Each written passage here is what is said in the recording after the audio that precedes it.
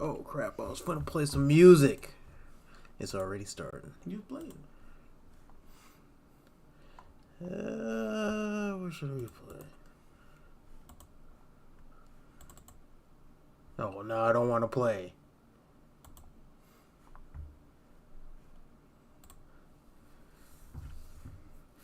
Oh, it started. Wait, we're still getting started. Oh man, it ain't like we told anybody we was going live. Take me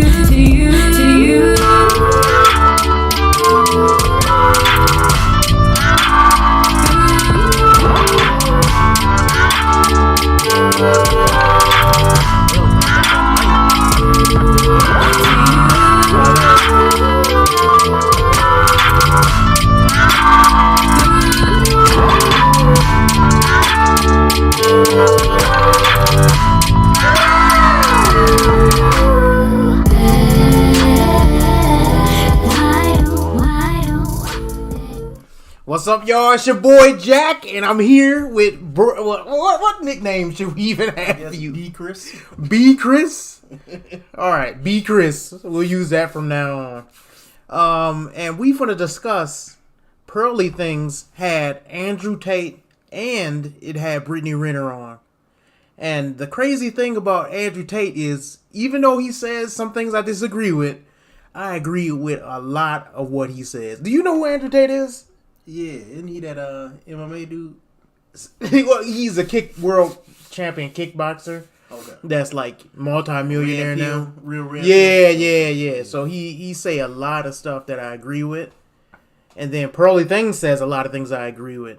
I never really watched a lot of her content. I only see her on other stuff. Okay. So I've only seen her a little bit. I thought she seemed like she got some cool stuff to say. She took a lot of Kevin Samuels. Yeah, she did. She took a lot of his like statistics and stuff he used. Mm-hmm. And I even see her take a lot of like Myron stuff from Fresh and Fit. Which is like, I understand it, like taking something. I guess she kind of got a different audience. And she for her audience. Yeah. I still have seen her straight up just say something that Kevin Samuels. Yeah, and same with Myron. Like some of his examples that he has these specific metaphors. He talks about candy shops. He talks about like a car being locked. All these metaphors he came up with, and I've seen her use some of those. And I don't know. I wish she would just give credit to that stuff, but I still think she has some really good content because in all actuality, the red pill people do agree on a lot of stuff. Yeah. It's just a matter of. But if she would do that to like Tommy, no, Tommy will roast her for that because he don't like Tommy Sotomayor. Do not like people stealing his stuff, dude. No, you ain't gonna. You don't. But I think if she does give credit, I haven't seen her do it, but hopefully she does. She do give credit every once in a while. Yeah. She do as far as I've seen the stuff she's doing, she'll say something like, "Well, like Kevin Samuels said," but then I've seen her straight up say some things without saying it was his. Yeah. And that, I don't know how far intellectual property goes and all that stuff, but it ain't that because I mean you could. I'm not saying you can get sued, but I'm saying like in terms of respect.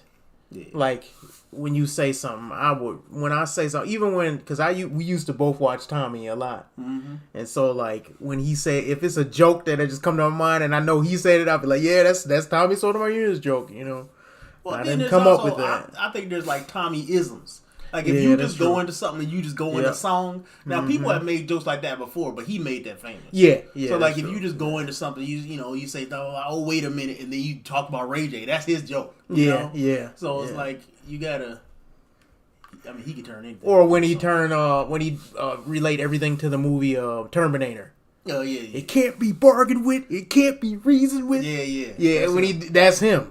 So if you were to say that in the context of talking about hood women, then you got to give credit to him. What do you say, the BT 1000? Yeah, BT 1000s or the hair hat hooligans. Oh man, man, I wish he would come back to YouTube. Dude is great. But all right, so let's get started. We're gonna just analyze it. We'll stop. We'll pause it, and we'll start. Wait. Well, first of all, do you know who Brittney Renner is? Yeah, she slept with that basketball star. Yeah, that's about the most famous thing she ever did, right there. And here's the thing, like this is all I know of her. She you were showing me some Instagram of her before. Yeah, I know that she did I can pull it up now. She slept with that basketball star, got pregnant, and if she got exposed for that because that was her plan all along, and then she did something. Oh yeah. She's a good looking one, but she got all these. Look, I just don't. You know what? And this is is beside. Is that on the stream? Can they see all these? Yeah, they can see it. They can see it up here. Yeah, see it? Some booty dicks. Now, here's the thing I don't like about this, and this is as a Christian man because this channel is specifically for Christian men, right? And so one of the things I don't like about Brittney Renner in talking, when I listen to her talk, she will act as if she learned from her past, but this is her Instagram page. When you get pics like this, let me choose one that ain't super racy, but it's still racy. Like when you show them pics like this of your body, why is her pants sliding down? She's doing it. It's no purpose other than to do that. But that's not even sexy for women. I don't know, dude. Here's the thing. But she's broadcasting. Sexy for women. She's broadcasting herself, portraying herself in this way, and then you want to say you learned from your past. You didn't learn much. Because you still acting like a 304. You still acting as a woman of ill repute. And yeah, you can be pretty and still act in a very unattractive way. If a man of high character was to get with you, he would tell you to take these pictures down. Or he would never get with you to begin with because you had these pictures up. Because men with good character, we don't want our women being displayed like that for everyone to see. That's for us, not for everybody. Anyways, let's get right to it. But that sheds a light on how this girl got famous, who she is, and what she does. There's more to it than that, but we can't go into like 2 hours of her past. Okay, so my first question is, what is the number one problem facing men today, and what is the number one problem facing women today?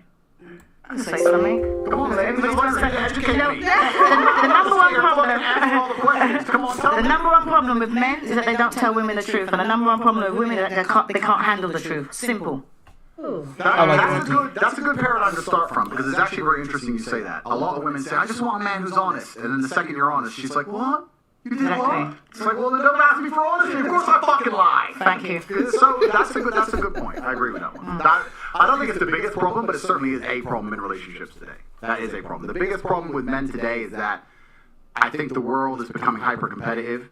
Most men are not aware and understanding of how quickly there's going to be a genuine shift in between those who have things and those who do not have things. Not just finances, but also female status, everything else. And it's a status game, right? And it's becoming harder and harder for men to play. And that's all women's fault, of course.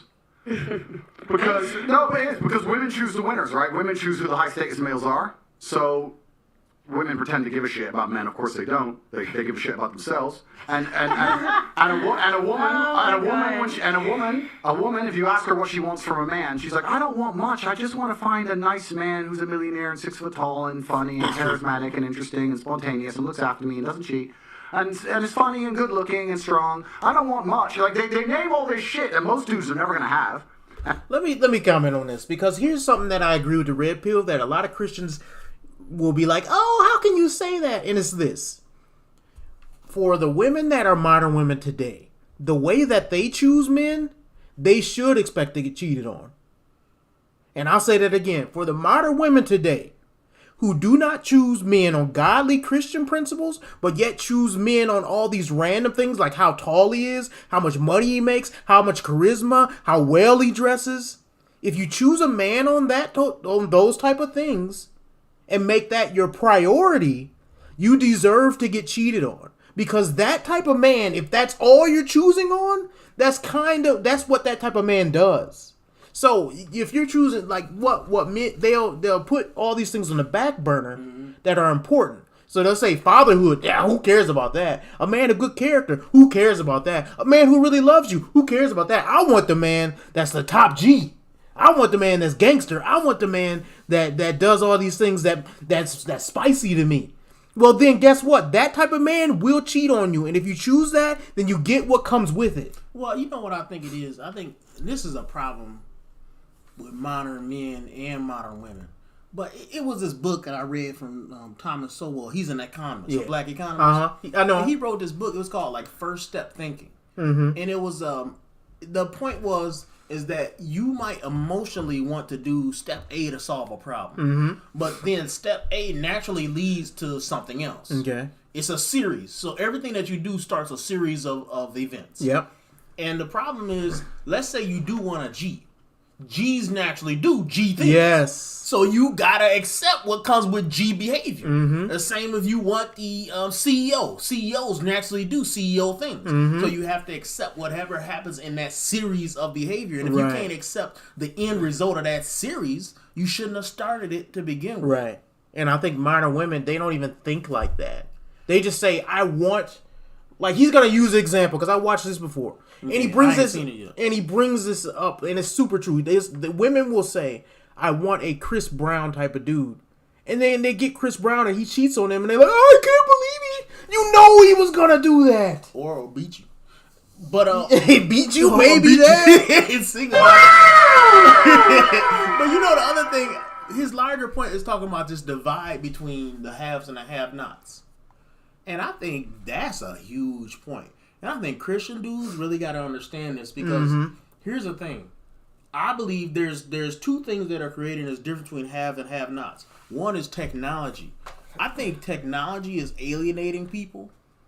Like, you think about it. Let's say if we were doing this and we were trying to start a show 20 years ago, we would have to have a studio audience. Right. And we would have to look people in the eye. And one of the biggest hurdles that we had when we were trying to live stream was just getting used to the fact that people could be watching you, but you can't see them, right? Okay. And that's a big hurdle, but we were able to get past that because we have the social intelligence and experience to get past that, right? But one of the problems with technology is it enables people to live lives without getting social experience. That's true. So what happens is the amount of people who know how to talk to girls is going down because they communicate with people on video games, and they can call girls whores, and guess what? There's no ramifications for saying that. And you can call a girl the B word and nobody cares. And if you're a white guy, you can say the N word and nobody cares because it's on a video game. But you go to real life and you start talking like that, and now you got fired. Now you know, blackballed out of the industry. What did you say, nigga? It's like, man, people got to get used to the fact that social intelligence is huge. So I think the divide between those who are socially intelligent and those who are not is getting bigger. And the divide between those who communicate and who can't is bigger. And then the divide between those who are under some form of authority and those who are not is getting bigger. Absolutely. So it used to be, even if people didn't go to church, they would listen to somebody. Yeah. But now, if you a Christian dude out there, if you watching us and you a Christian dude and you single, and you trying to date a woman and she's not under any authority, you have no leverage. Oh my god. No leverage whatsoever. So you're going to try to date a girl? This is kind of why we made the channel, though. Yeah. Because what I see, and this is one thing that we have such a distaste for, is the weak Christianity that's being pushed in the West. And they portray Christianity as this weak, soft, I gotta be a beta male type dude. I can't go to war. I can't fight back. I can't stand up for myself. Happy wife, happy life type thing. That's not what the Bible says. And I don't see enough Christian men that are waving the flag of we are champions and we gotta fight. Well, then niceness became a virtue. Yeah, you know what I mean? Absolutely. And so what happens is you turn on Christian music and it's all this sad, sappy stuff. And it's crap. It don't have any kind of theological content. And then you're looking at it, you're saying to yourself, and I talk to a lot of pastors about this, and they be getting mad and acting like I'm saying too much. But it's like, is this really the way men should be loving men? No. Like, the thing you got to think about when you think about a worship song is, can Peter sing this to Jesus with a straight face? Yes. Yep. If he can't, it shouldn't be sung, man. I heard so many Christian songs that were like homosexual, basically. Yes. Where it was just so sappy and so Remember when Cartman gay. did that? Remember in that episode? Yeah, Where Cartman made a yeah, song and yeah. all he did was take love songs and put Jesus in it. That's what it was, a parody at that time, but it was funny because it was a little bit of off the truth. Yeah. But now it's becoming fact. Yeah. You like, man, how do we get back to sanity? Yeah, I feel you. And it's becoming harder and harder, and you end up with people, top G's, who own everything on the planet they could ever possibly wish for, and then you got other guys who have nothing, and there's this large divide. There's no longer any middle ground. You have dudes who can't get any pussy, and then you got dudes who are just blocking girls left, right, and center. And that's what the problem with being a man is today. It's true. What about the women? Should I say the problem I with would women? say, I'll take it. everybody's got a chance to talk. I'm going to shut up and have my Clementine. No, I want to know. I want to learn from you, sir. You want to learn from me? Well, I wanted to answer. She I feel ignorant, like just so you know. it goes for both. It's not just Both one or of the them. other. I feel like it's self-accountability. Women are not accountable for themselves. I agree with you They're there. not. Why 100%. just women though? What It's about both. men? It's yeah, It is definitely both. both. It is both. You're right. But society punishes men for not being self-accountable. But society does not punish women for not being self-accountable. I'll give you an example. If you're a man and you're arrogant and you think you're something when you're not, trust me, society will teach you very quickly that you don't matter when you don't get laid and you stay a fucking brokey. If you're a chick and think you're something when you're not, you can run around with your ego, still get dates, still get laid, still have a fairly sensible social life. Society as a whole doesn't come along and slap you in the face with realizations. If you're a man and you think you're something you're not, it is a ticking time bomb until society teaches you a lesson. That's the difference. This is why MTR did a video. It was either MTR, man, who was it? It might have been Poor Man.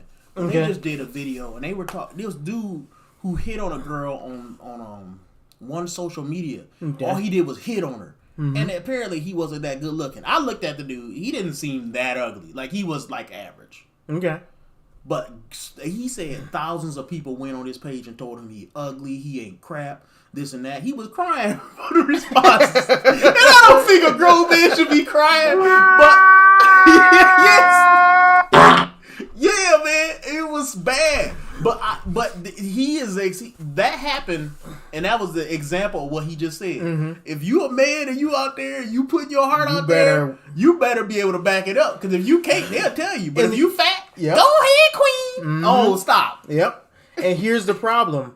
I think too many men are crying about that. That's the way the world is, and that's the way it should be.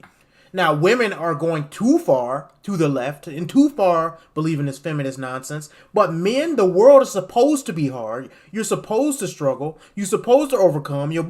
Other men are supposed to hold you accountable. But a lot of men crying about that. Yeah. And then there's a lot. But don't you think there's like a line where like you should hold men accountable, but it's like you don't have to.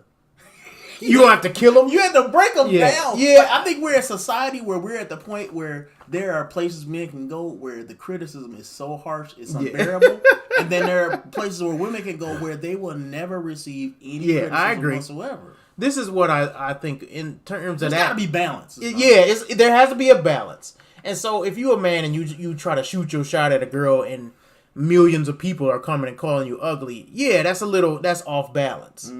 But what I And see, it's always been like that. If you remember, you ever go to a club? I remember when we used to go to dance clubs, and I hit on a girl, and she'll make a big scene, and it's like it's not like I grabbed who your is butt you? or nothing like that. I just said, hey, you want to dance? And you said no. Okay, fine. But it's like you make a big deal. So girls have always made big deals out of rejecting dudes, and I think they're extremely rude when they do that. All they have to do is say no. and I think with liberalism, what's happening that is making the whole situation way more polarized is women. They don't get held accountable at all, and men get held accountable as normal and more so by the feminist movement. Yeah. So they have this unrealistic standards that they should not only do the things that they do that are wrong, they get held accountable for, but then the things that they do that are just strictly manly, Yep. they get held accountable for. So if you tell a girl, open a door for a girl, that's wrong. But then a girl can go and be the most rudest type of person, and she's I want a husband that can handle me. We don't want to handle you. Yeah. You're rude, and you act in a horrible fashion, and no man wants to be around you. You have a bad attitude. Nobody, and that's one thing we talk about, like with I think the church is kind of forgetting especially when it's talking to women. They say, "Well, God got a man for you. How about you? How about you change your behavior?" I don't know if and the thing about it, that's not promised to you. Mm-hmm. Now, before you go, is that a tattoo on her leg? Yeah, that's a tattoo. Ooh, I hate leg tattoos.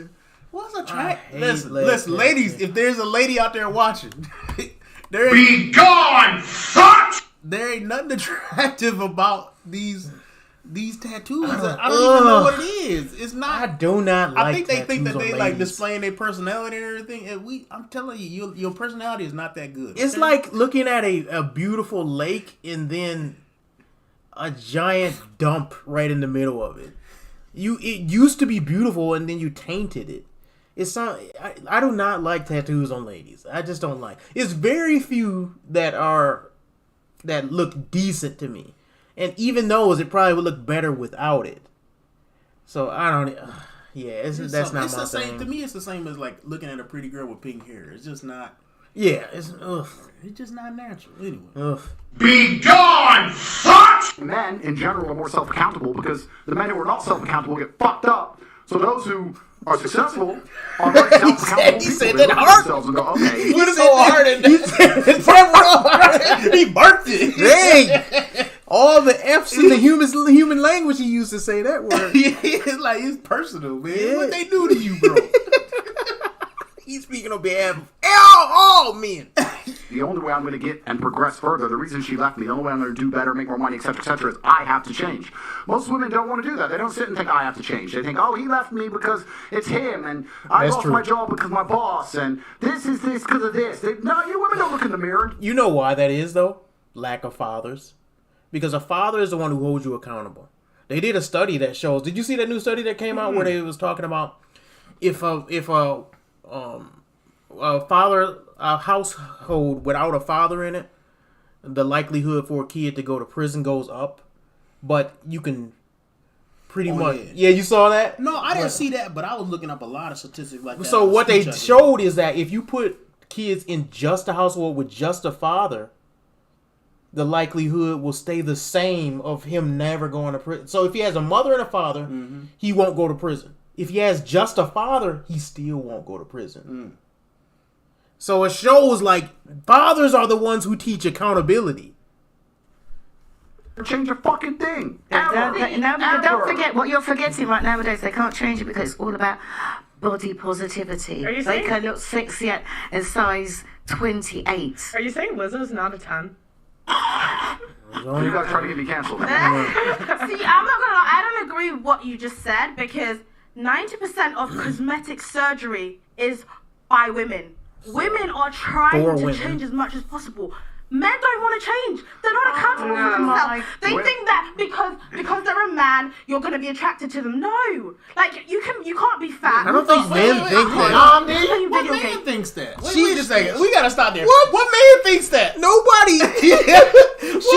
You know what she's doing? She's doing the exact thing. She projecting. Yeah, she's projecting. That's the word. She's projecting because that's how women think. That's not how men think. Men don't think like that. You know what? Listen. The reason that women are The getting people surgery. are retarded. Well, that's true too. But I think the problem is women are getting surgeries because of a couple ones. One is psychological damage. Yes. Right? They think they know what men want. Mm-hmm. And they By don't. looking at the things that men pleasure themselves to. Let's Yes, put it that way. yes. Right? So they look at that stuff. But they don't look at the fact that for long term, men normally want natural women. Yes. And so they looking at I think women get surgeries for attention, not necessarily for relationships, and maybe they think attention is relationships, but it's not. They might equate the two of them. And I think this lady here, I don't know where she coming from. I just know, just when you say stuff like that, I got a label in my head. It is a stupid right on top of her. Yeah, and the thing is, you can tell she don't talk or listen to men. Because they have this idea in their head of what men like, and it's nothing close to what we like. So they'll say, women, if all men go is for girls with big boobs and big butts. And actually, no. When you see the amount of men that get married, even those who have money, we like a certain natural look, and it's more about attitude than anything else that will get you married. Because a man will sleep with you if you have certain attributes, right? But he will not commit to you if you don't have a certain attitude. And these girls don't care about the attitude because it takes way more harsh work and introspection to look and change your attitude than it does to go and get some breast implants. You just want to say something? No, I was just thinking about if me and you were in a locker room and we were talking to dudes, and we was like, oh, or let's say, I'll give you a better example. We were at this bar, and this is just a few weeks ago. Okay. With some coworkers, I was at this bar. This is when I The met night you I saw you? outside. Yeah, Yeah. And one of them was like, "Yeah, I this girl. I'm talking to her. Blah blah blah." There was nothing in his talk about why he thought he was gonna get that girl that he was a man. Yes. His whole thing was his game was good, and she was looking like this, and he could tell by how she was leaning against him that she liked him. Right. All kind of stuff. There was nothing in there that he was a man. That doesn't even make sense. That's how girls think. But even I don't even think Girls do think like that. Girls be thinking, I am the best and I am a queen and a princess because I'm a woman.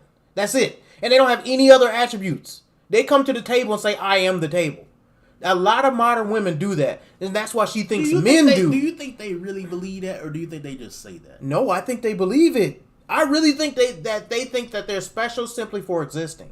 I don't think they even think, because you know why? I watch. Don't you think if they were staying in a room with 3 other women and the other one could say the same, don't they have to say something to? No, they don't. This is what I watch Fresh and Fit, right? And I probably watch I guess I don't understand. I watch pretty much every episode they have. I am a fan of Fresh and Fit. Everybody knows that who watches this. They have had over 1,500 to almost 2,000 women on their show, right? And they'll ask the woman, why do you deserve the top paying man? Yeah. And these women will go down the line and say, because I'm me. Because I'm a 10. Because I'm beautiful. And they say, well, aren't every girl on the table beautiful? Yeah. Well, then why do you deserve it more than her? Well, I think part of that They don't think about these things. Well, but I think that they don't. Women are not confrontational. And I think what they'll do is, well, maybe these modern women are more than those. So I don't think they're confrontational with each other as much. Well, that's what I'm saying. I wonder if they don't really want to say, but because of how it sounds. But the truth is, they're saying, I'm more beautiful than her.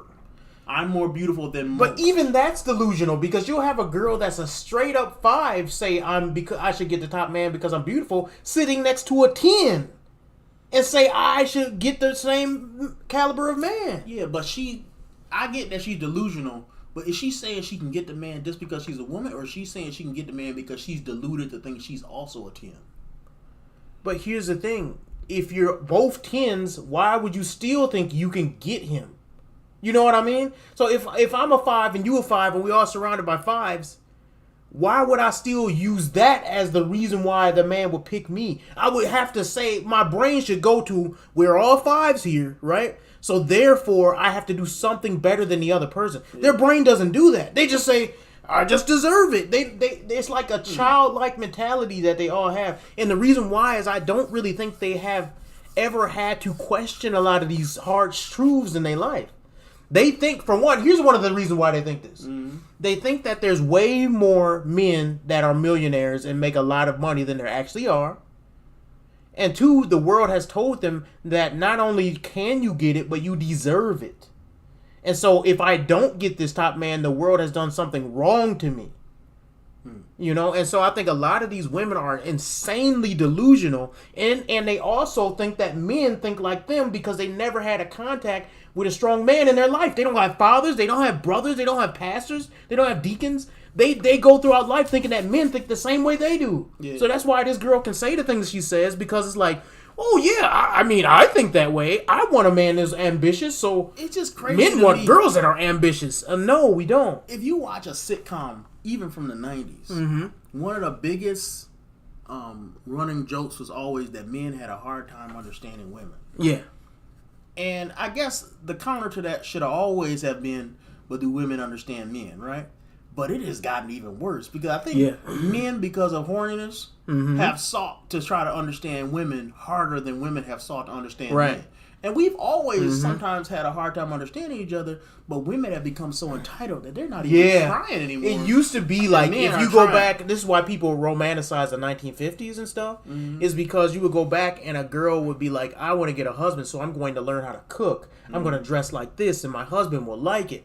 And I'm going to do things to entice a man, to make him love me. Now you don't have that. It's only one way. And that way is, men, we have to understand women to a certain extent because we're the hunters. But women should have to understand, they should try to understand their man because that man brings certain assets to the table of protection and being a good father and providing. And the world is very cold, can be very cold if you don't have those things. And so as a woman, it behooves you to learn how men work and what we like. But the feminist agenda is telling women, you don't got to do anything for a man. You know what I think? Maybe even worse than that. Feminism has told women that they can tell men what they should like. That's true. Absolutely true. And so they don't have to learn it because they can dictate it. So maybe it's even worse than I thought. And I guess on this you know way more than me because I haven't run into as many as you have. And sometimes I have a hard time believing that this is common. I did too, but you know the job I do. Yep. And you know what I see on a day-to-day basis, and I come in contact with so many people that I'm like, y'all all can't possibly believe this, and then you find out they do. Yeah. And you like, what type of world is this? You know? Sometimes somebody tell you who they are, you gotta believe. Yep. And you be like, nah, she really don't believe. Yes, they do. And you expect a woman to want to fuck you. No, she's not going to want to fuck you. Yeah, but then she won't. This is the point. It's a good point. And then she won't, and society will teach them a lesson. They might be able to pull off a little blag with a girl for a year or so, but in general, they're going to end up lonely. In general, they're going to struggle to find partners. I agree with you with the cosmetic surgery thing. Women are happy to change their appearance and change how they look, but they're not happy to change how they act. Most of them, they're not happy to change. No, they're not. The women are changing what the men don't care about. The men don't care about the big old lips. Yes, they do. And no, they do. The women yes, are they doing do. that. No, they don't. We've been to. Let me just continue playing because you're gonna make a good point. Men don't care about it. The men would rather a woman change her stinking attitude than put on all that makeup and hair and everything. That's what the men want. But the women will go out there like, oh, I'm gonna change this, I'm gonna change that. If you look at a man and the man said, yeah, he's fat. The man if he's feeling bad about himself, he wants to make sense, he'll go and hit the gym. What's the woman going to do? Go and do? Get a BBL, get her lips done, put on her makeup, put on her hair, and stay the big old fat person that she is and say, oh, it's body positivity. The men don't even want that. And the women are not getting all this cosmetic surgery for the men. They're getting it for themselves. You can't turn around. What man wants a woman that's going to turn around, go and have an operation, and can't sit on a plane because her arse has been injected or been interfered with? She got a liner on her stomach. Do you think the men want that? Or wake up in the morning before you got to hit the house, she's got to put on. I'm sure I worried about some of the men because they must go out with a woman.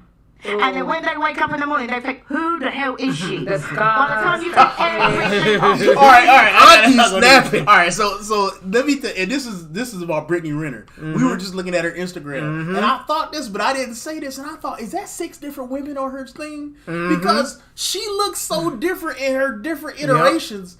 It bothers me. And I know somebody, that's like having 6 women. No, I want to have one woman. I don't want all that. No. I'm normal, right? I don't want all that. I mean, people can talk about the player lifestyle and all that, but that seems like a big headache. I think in the black community, they could learn from this too. Like, when men will tell you, women are the one who will speak indirectly. I'm not saying that men are so much better than women. What I'm saying is how we communicate. Men are very direct with what we like. We very direct. We will tell you, I like that dress. We will tell you, I like this. We don't like long nails. She got super long nails, girl in the brown. Super long. No man likes that. Long weave, these giant eyelashes, BBLs, giant breast implants that look cartoonish. No man likes that. And I'm saying no man, and they're going to find some one pervert dude who likes it. But what I'm saying is, for the most part, men do not like that clowny stuff.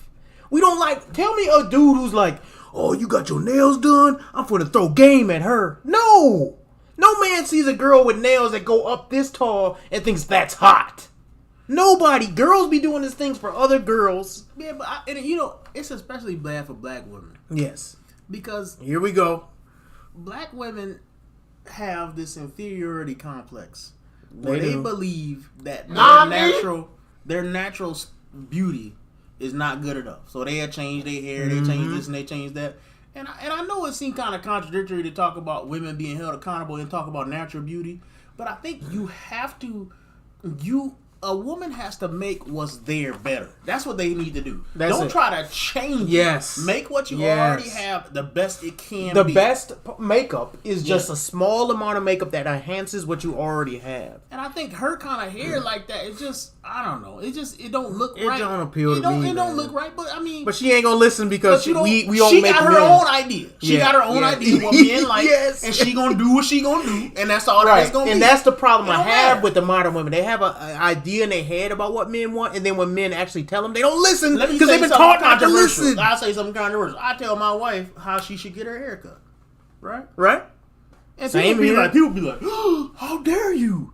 Yep. I'm the one that's looking at Yeah, it. I say that to my wife. That's I was like, my wife did the same thing. I'd say she'll ask me like, should I want to cut my hair? I'm like, no, I like your hair long. Keep it long. And then like if she argue with me, the argument, which she doesn't. Yeah. But if she was to In argue the with past, me, I'm sure it happens every once in a while. here's the My thing. wife tried to do it. I was like, listen, Here's the thing though, I but don't because want that. it's because she'll try to do it for convenience. But here's the thing. Yep. My thing in the whole argument is, who else are you trying to be attractive to more than me?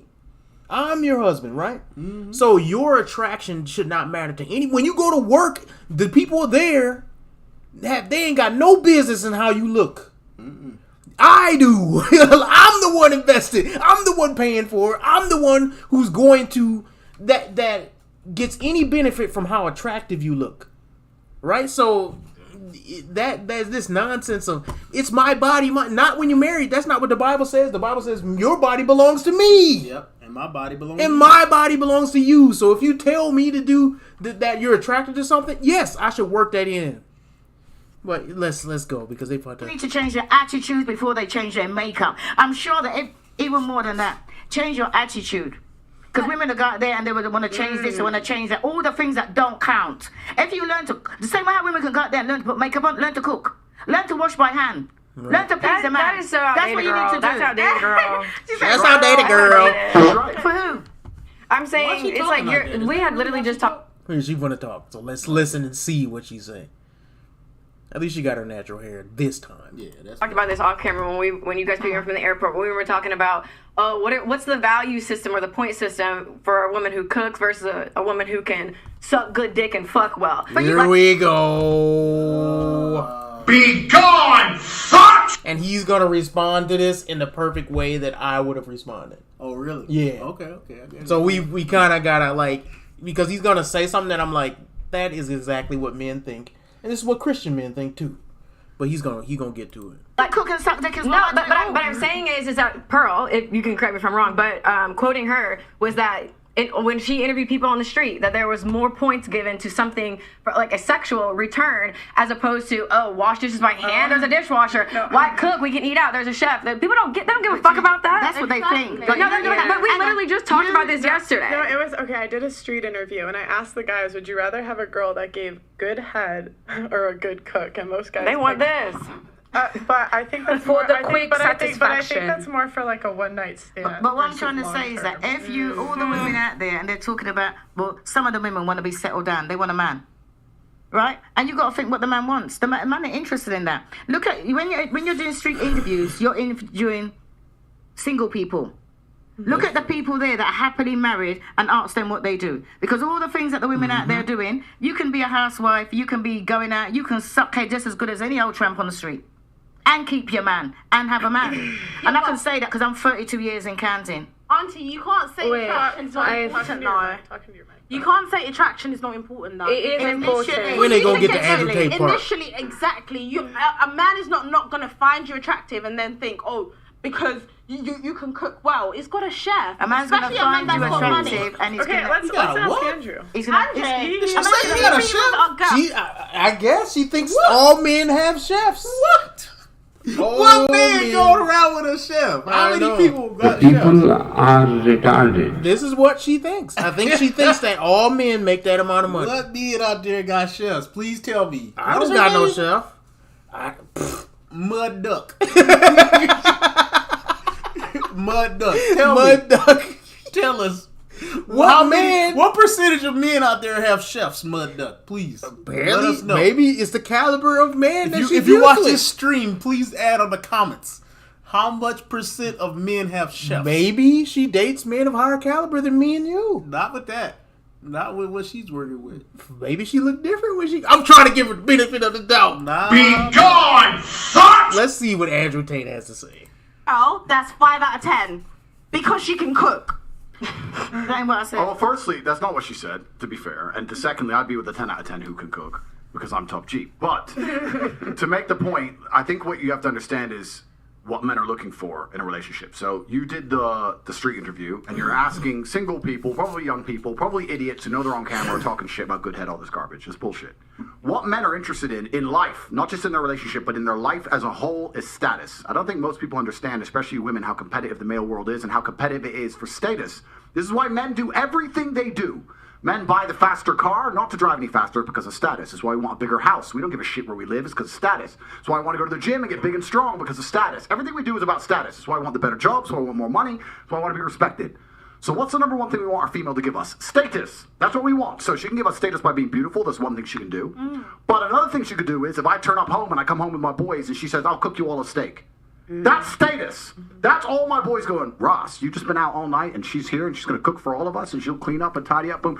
That's the kind of girl a man's not going to want to lose because it makes him look good. Without That's what men complaining. want. Status. Suck a dick, blah, blah, blah. Listen, dick can only be sucked in so many ways. I mean, no, let's be serious about this. Have you had the Gok 3000? No, this is actually a serious point, right? This is a very serious point because the Western world has collapsed in real time and it's a failed society. And one of the reasons it's a failed society is because of the over-sexualization, especially of females as a whole. If a woman comes up to me and goes, I'll be the best sex you ever had, I am fucking revolted. Let me keep going.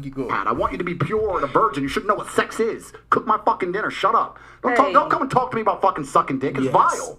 It's disgusting. I don't want to hear that shit. Can I say something? I don't want to hear that shit. What I want is a woman who makes me look good. No woman who's running around talking about sucking dick can make me look good. So I lose interest completely and utterly, and that's the truth. So he's right about He that. is spitting facts. He is right He's about that. spitting facts, dude. That's why I think Christian women don't have to feel inferior to Yes. 304s. Because if you're a lady, and let's say you've made a couple mistakes and you've slept with 3 dudes, you got to understand that first off, stop making mistakes. Yes. But Stop. the other thing is, if you stop making mistakes, you are 10 times better than the average lady out there. Because they out there sleeping with a different guy every 2 weeks. And it's like, it's crazy. You might say, man, Brian, that's an exaggeration. That's not.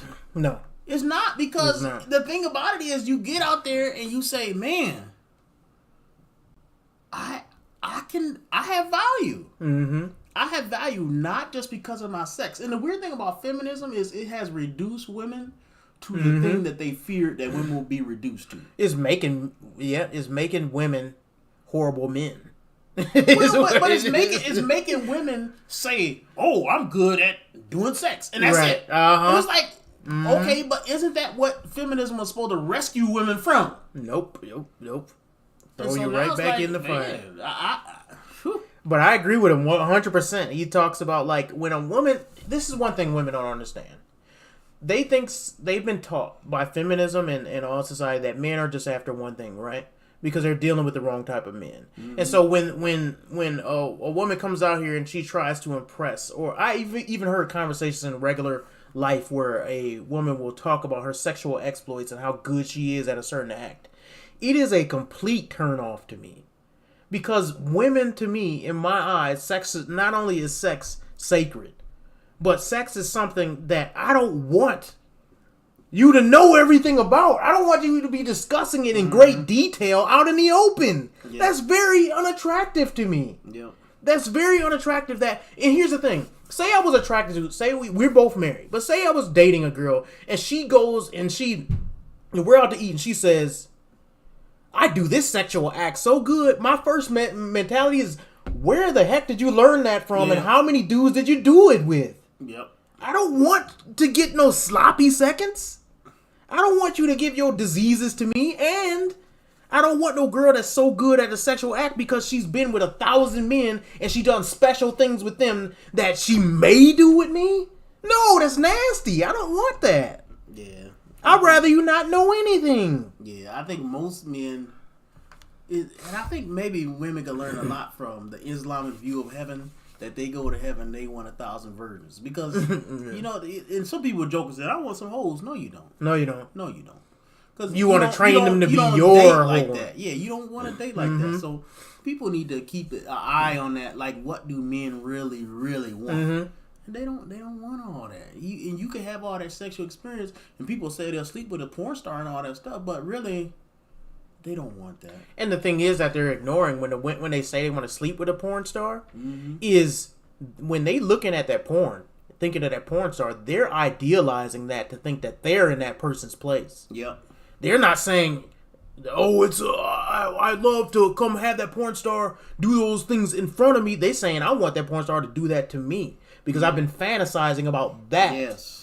But they also don't realize they've been fantasizing how it feels. They don't realize that, like you said, that person is doing all kind of stuff every day with all kind of men, getting beat up, and it's like just nasty. Nobody wants nasty. that. And she think that's cute what she said. And to a lower caliber dude, I guess it could be if you're just trying to hit and quit. Yeah, but if you here's the thing, it's but good not no for real a man. 16-year-old to 21-year-old dude, thirsty, you know, always walking around, you know, super frustrated sexually. Yeah. You know, that works on them. And they all looking at it like, ooh, she said that, ooh, that gets me going.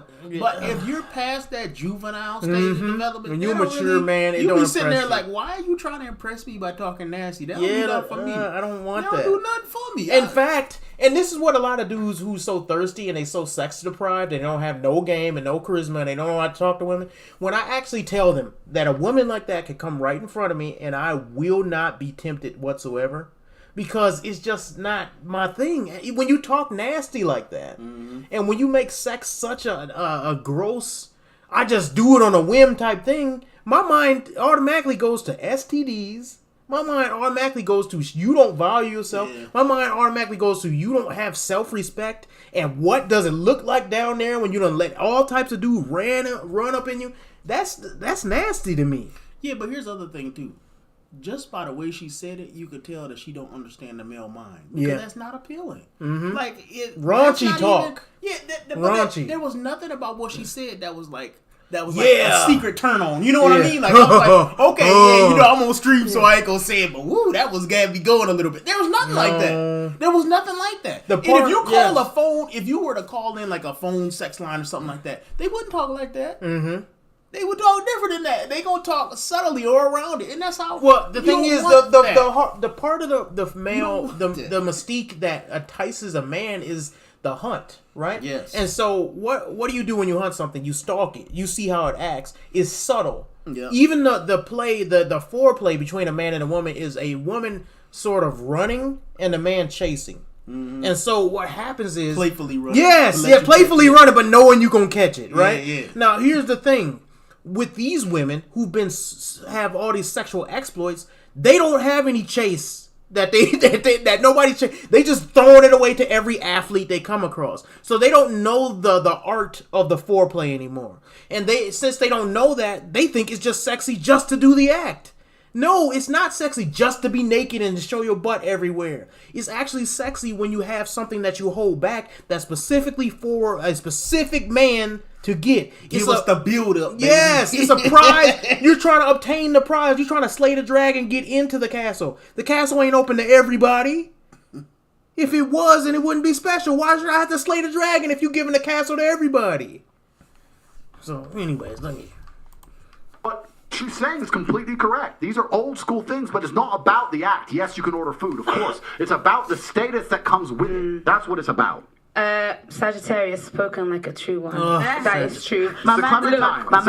Any girls that believe that zodiac stuff is so trash. They don't. You can tell a person who says zodiac signs is illogical off jump. Sagittarius. Listen, well, My man's a Sagittarius. so basically, it's a straight shooting sort of conversation. But I think Yeah. that sometimes I don't we even get know. distracted. You know what? I don't even know what sign I am, and I don't care.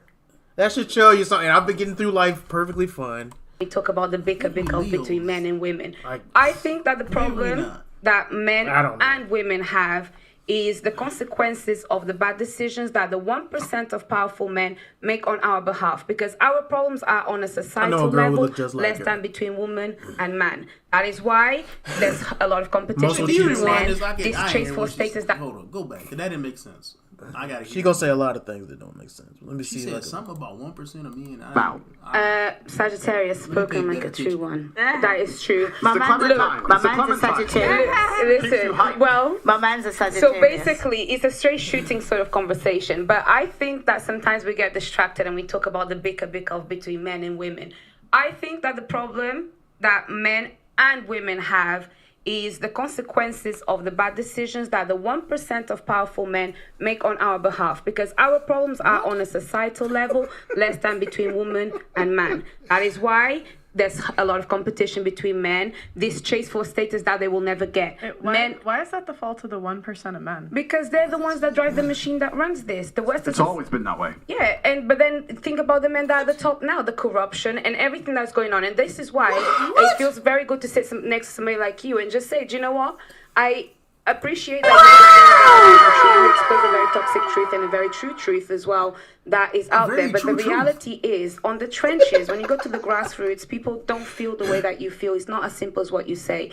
They are victims of this system. So my job here is really not to try and make it about men and women. It's to make you understand that actually we need to start changing the narrative. You don't want to make it about men and women because They're both messed up on either side. Because then women look bad. No, because it's about everybody together. I don't know what she said. She don't- one of them people that spent all that time to say nothing. Yes, what did you say? She didn't say nothing that meant anything. First of all, even if you try to break it down logically, it doesn't really break down. But What did you say, nigga? What did 1%, 1%. If the 1% was how, let's ask the question: who is, the 1%? How is Jeff Bezos? How is Elon Musk? How is whoever the name of the old dude who owns Facebook? How are those guys dictating how our dating relationships go? Lizard man. They only could date so many women. They can't affect the general society. No. They can. Let me say it another way. They can affect general society, but they can't affect how the dating market works just as one person. Like they can't. I really don't understand the point she was trying to make. She just And said then, a bunch how of do their words. choices have anything to do with it? Like, let's say, and then he said men are chasing status because of them. No, they're not. Men have been chasing status forever. That's how we are. That's just how it is. And I'm not even saying it's good or bad. It is what it is. I don't know what she was saying. That would be like saying that men are chasing money because the dollar was invented. It's just extremely stupid. But I think look on her face right now. It's a perfect look. A stupid. An extremely stupid look. Well, she has a lot more stupid stuff to say. Oh, it's gonna get worse than this. Yes. Stop. Oh my gosh! And to put it this way, she was on another one of Pearly Things, not channel, but another episode that I watched. These people better than me, boy. And what she was saying is that she purposely is going to have a child without a father. Oh no. So she gonna find a man to get her pregnant and then purposely have that child. So she's not the You better smartest. sign some agreement to stay She's out. not the smartest. Women have their traumas, men have their traumas. I'm not here to fight against men and women. That's small. I understand what you're saying. But the idea that this 1% of men have created this terrible society. Yeah, I talk about that. I talk about the Matrix. I talk about these things. But it's always been this way. It's always been a small elite group of men who are in charge of the world. And unfortunately now, we're fighting battles in different ways. The days of old, a man proved his worth by going to war. Basically, every man at any point in his life was going to end up going to war, and he came back victorious, he came back with honor, he got himself a wife. That's how it worked, right? Now men don't have to go to war as much, depending on where you live in the world, and it's slightly different, and we fight our wars in other ways. And one of the true expressions of testosterone and trying to really express your ability and your combative ability now in the modern world is power and influence. So in the olden days, you go to war, you come back with a ribbon. Nowadays, you got X amount of followers, you can move the world with money. I can bend reality with money. Please understand. If I walk into Jimmy Choo, they lock the door. No brokies allowed in. Tate's here, and I buy whatever the fuck I want. There's lines outside because I'm there. I bend the world with money. That's how the wars are now won. So you're talking about high status males, and it's always been that way. Now you have a whole contingent of men who aren't dead. Okay, they didn't die in a ditch, but they're lonely as fuck jerking off. And that's the reality of it. And women don't give a fuck about them. And why should you? I'm not sitting here actually shitting on women in any way. I think women have a biological instinct to a degree to try and find the best mate they can because it gives them the highest chance of survival in the harsh realities of the world. And if they look at a man who's not capable, they just don't feel an attraction to him. And that's the bottom line of it. And that's why I'm largely misunderstood. I don't blame women for a lot of the problems. Women are guilty of certain things, but I have a massive amount of blame to place on men. Because there's so many men who are genuinely incompetent. That mud duck? I know I was a chick. I wouldn't fuck these losers either. Like, they're losers. So it's hard out there. Balance. I love it. Do you know what I don't understand? Why people always go for the 1%? All the women want to rush for the 1%. Why don't you just find a regular 9-to-5 person that's going to look after you? You can be his queen. Why can't you just do that? Why is everybody really rushing? I've got a man. We don't go on social media. Everyone for I don't want nothing about social media. 9 to 5. I've got our own property. 32 years. Happy as Larry. What is the problem? It's not old-fashioned. It works. No, Auntie. Let me clarify. When I meant 1% is not the 1% of attraction. I mean the actual people that are in charge of the things that run the world the way that what it I'm trying to say is that it's always been an umbrella we've lived under. But the and then the difference functioned underneath it. So why is it going to affect me? I'll explain why. Because as Sir Mr. Andrew King Tate said, Like that. as he said, I want to know what she's after. I'll have Brittney this one after I this want to know what she's point. after. Yeah. And drawing that now. Wait, it is. I've been drinking lime juice as well. So, as he very rightly said, society is now evolved. Before men went to war, now men don't go to war. So there's a lot of sense of no purpose that they need to find. True. And then on the women's side is that the same way that a society evolved and made men feel less purpose, they have now had to take on bigger purposes. They have to go to work like they didn't have to do before. They have to take care of the family and work and do all of these things and now deal with the fact that men are feeling a little bit like out of, What she said is true, though. Part of it. I don't know what her conclusion is, but men don't. We talk about this in our videos. She said a lot to get there. Yeah, the road was rough and the going was tough. But she said basically that men have no purpose right now, and part of that is true because we made life so easy. She took 3 left turns to make a right. Yeah, she did, and I don't even know if that was her. That might not even have been her final point. I think she was just talking in some truth. In all the word vomit, there was a sentence of truth there. Yeah, they're gonna mean. I mean, you got to grant your opponents when they make a point. Yeah. I still don't get what her. But the overall point. Yeah, I still don't get what the argument is. I don't get it either. I guess the society. The other thing is it how much is what she's saying is relevant? Yeah. Like, if men have lost their value, have they? I think we have, yeah. I think men... I guess technology has made it so people are not as dependent. Because if you go back in the biblical days, I get what you're saying. You would absolutely need to be married. So I guess in that sense, she's right. And she's I think Tate is going to go into roles, that too. But I don't know that they've had to. I think they've voluntarily done that. I'm going to skip ahead a little bit because I think he makes a good point here. So if you were to come to me and say I'm pregnant, but you've been fucked by 4 different dudes, I'd be like, who says it's mine? Why am I looking after you? None of them want to look after her. She will literally perish. This is why in most of the world today, still today, virginity is so coveted, and throughout all of history it's been so coveted, because that's the only way to ensure paternity. She's a virgin, I know that's my baby. She ain't a virgin, prove it's mine. Outside of this modern science bullshit, Shaitan, the devil we have here in the West, in most of the world today, without virginity, or at least a low body count, or at least anti-promiscuity, you can't tell that that's your baby. So it's a completely different thing. You're looking at the idea of a woman being pregnant and coming to a group of men and saying, one of you has to take care of me, put up with me when I'm fat and moody and annoying and I need my bills paid. And all the men are going to sit there and go, no, fuck no, prove it's mine. You can't prove it, bounce. Where it's different. If I get 4 women pregnant, we know the deal. Okay, so let me ask you a question. So obviously back then for survival, women needed a man. Otherwise, when they were pregnant, they could die and all of these things, they would perish. In today's society, given evolution, given the fact that as women we can go and get... Men. Yeah, but I'm not saying that. Isn't there a glitch between what is actually happening and the nature of what we have in our bodies? I think that's probably the conflict that we're having right now. Glitch in what way? in the sense that women don't feel like they need men in the most physical sense, perhaps that's like right. naturally. It's very interesting. Women don't feel like they need men in a physical sense because life is soft, but it's bullshit, and it's bullshit because you still need men by proxy. One, and two, the second life gets difficult, you very quickly learn how much you need men. But women will go, I'm independent, I don't need no man because I have an OnlyFans and men pay my OnlyFans, and if anyone comes up to me, I'll call a male police officer. I don't need men. Shut up, you fucking idiot. Of course you do. You just named your whole life is based on fucking men. The road you're driving on was paved by a man. The house you're living in was built by a man. The car you're driving was designed by a man. Your whole life depends on men. And the second anything bad were to happen to you, the second you were physically threatened, or times were to get hard, or war were to start, or famine, or riots, the first thing you do is find a big strong man, shit yourself, and throw the feminism out the window. Feminism goes out the fucking window the second that the snow needs shoveling, or there's a fucking broken down car. It's garbage. And this is the very interesting thing. I'll make a point here, which is going to get me canceled again, but I don't give a fuck.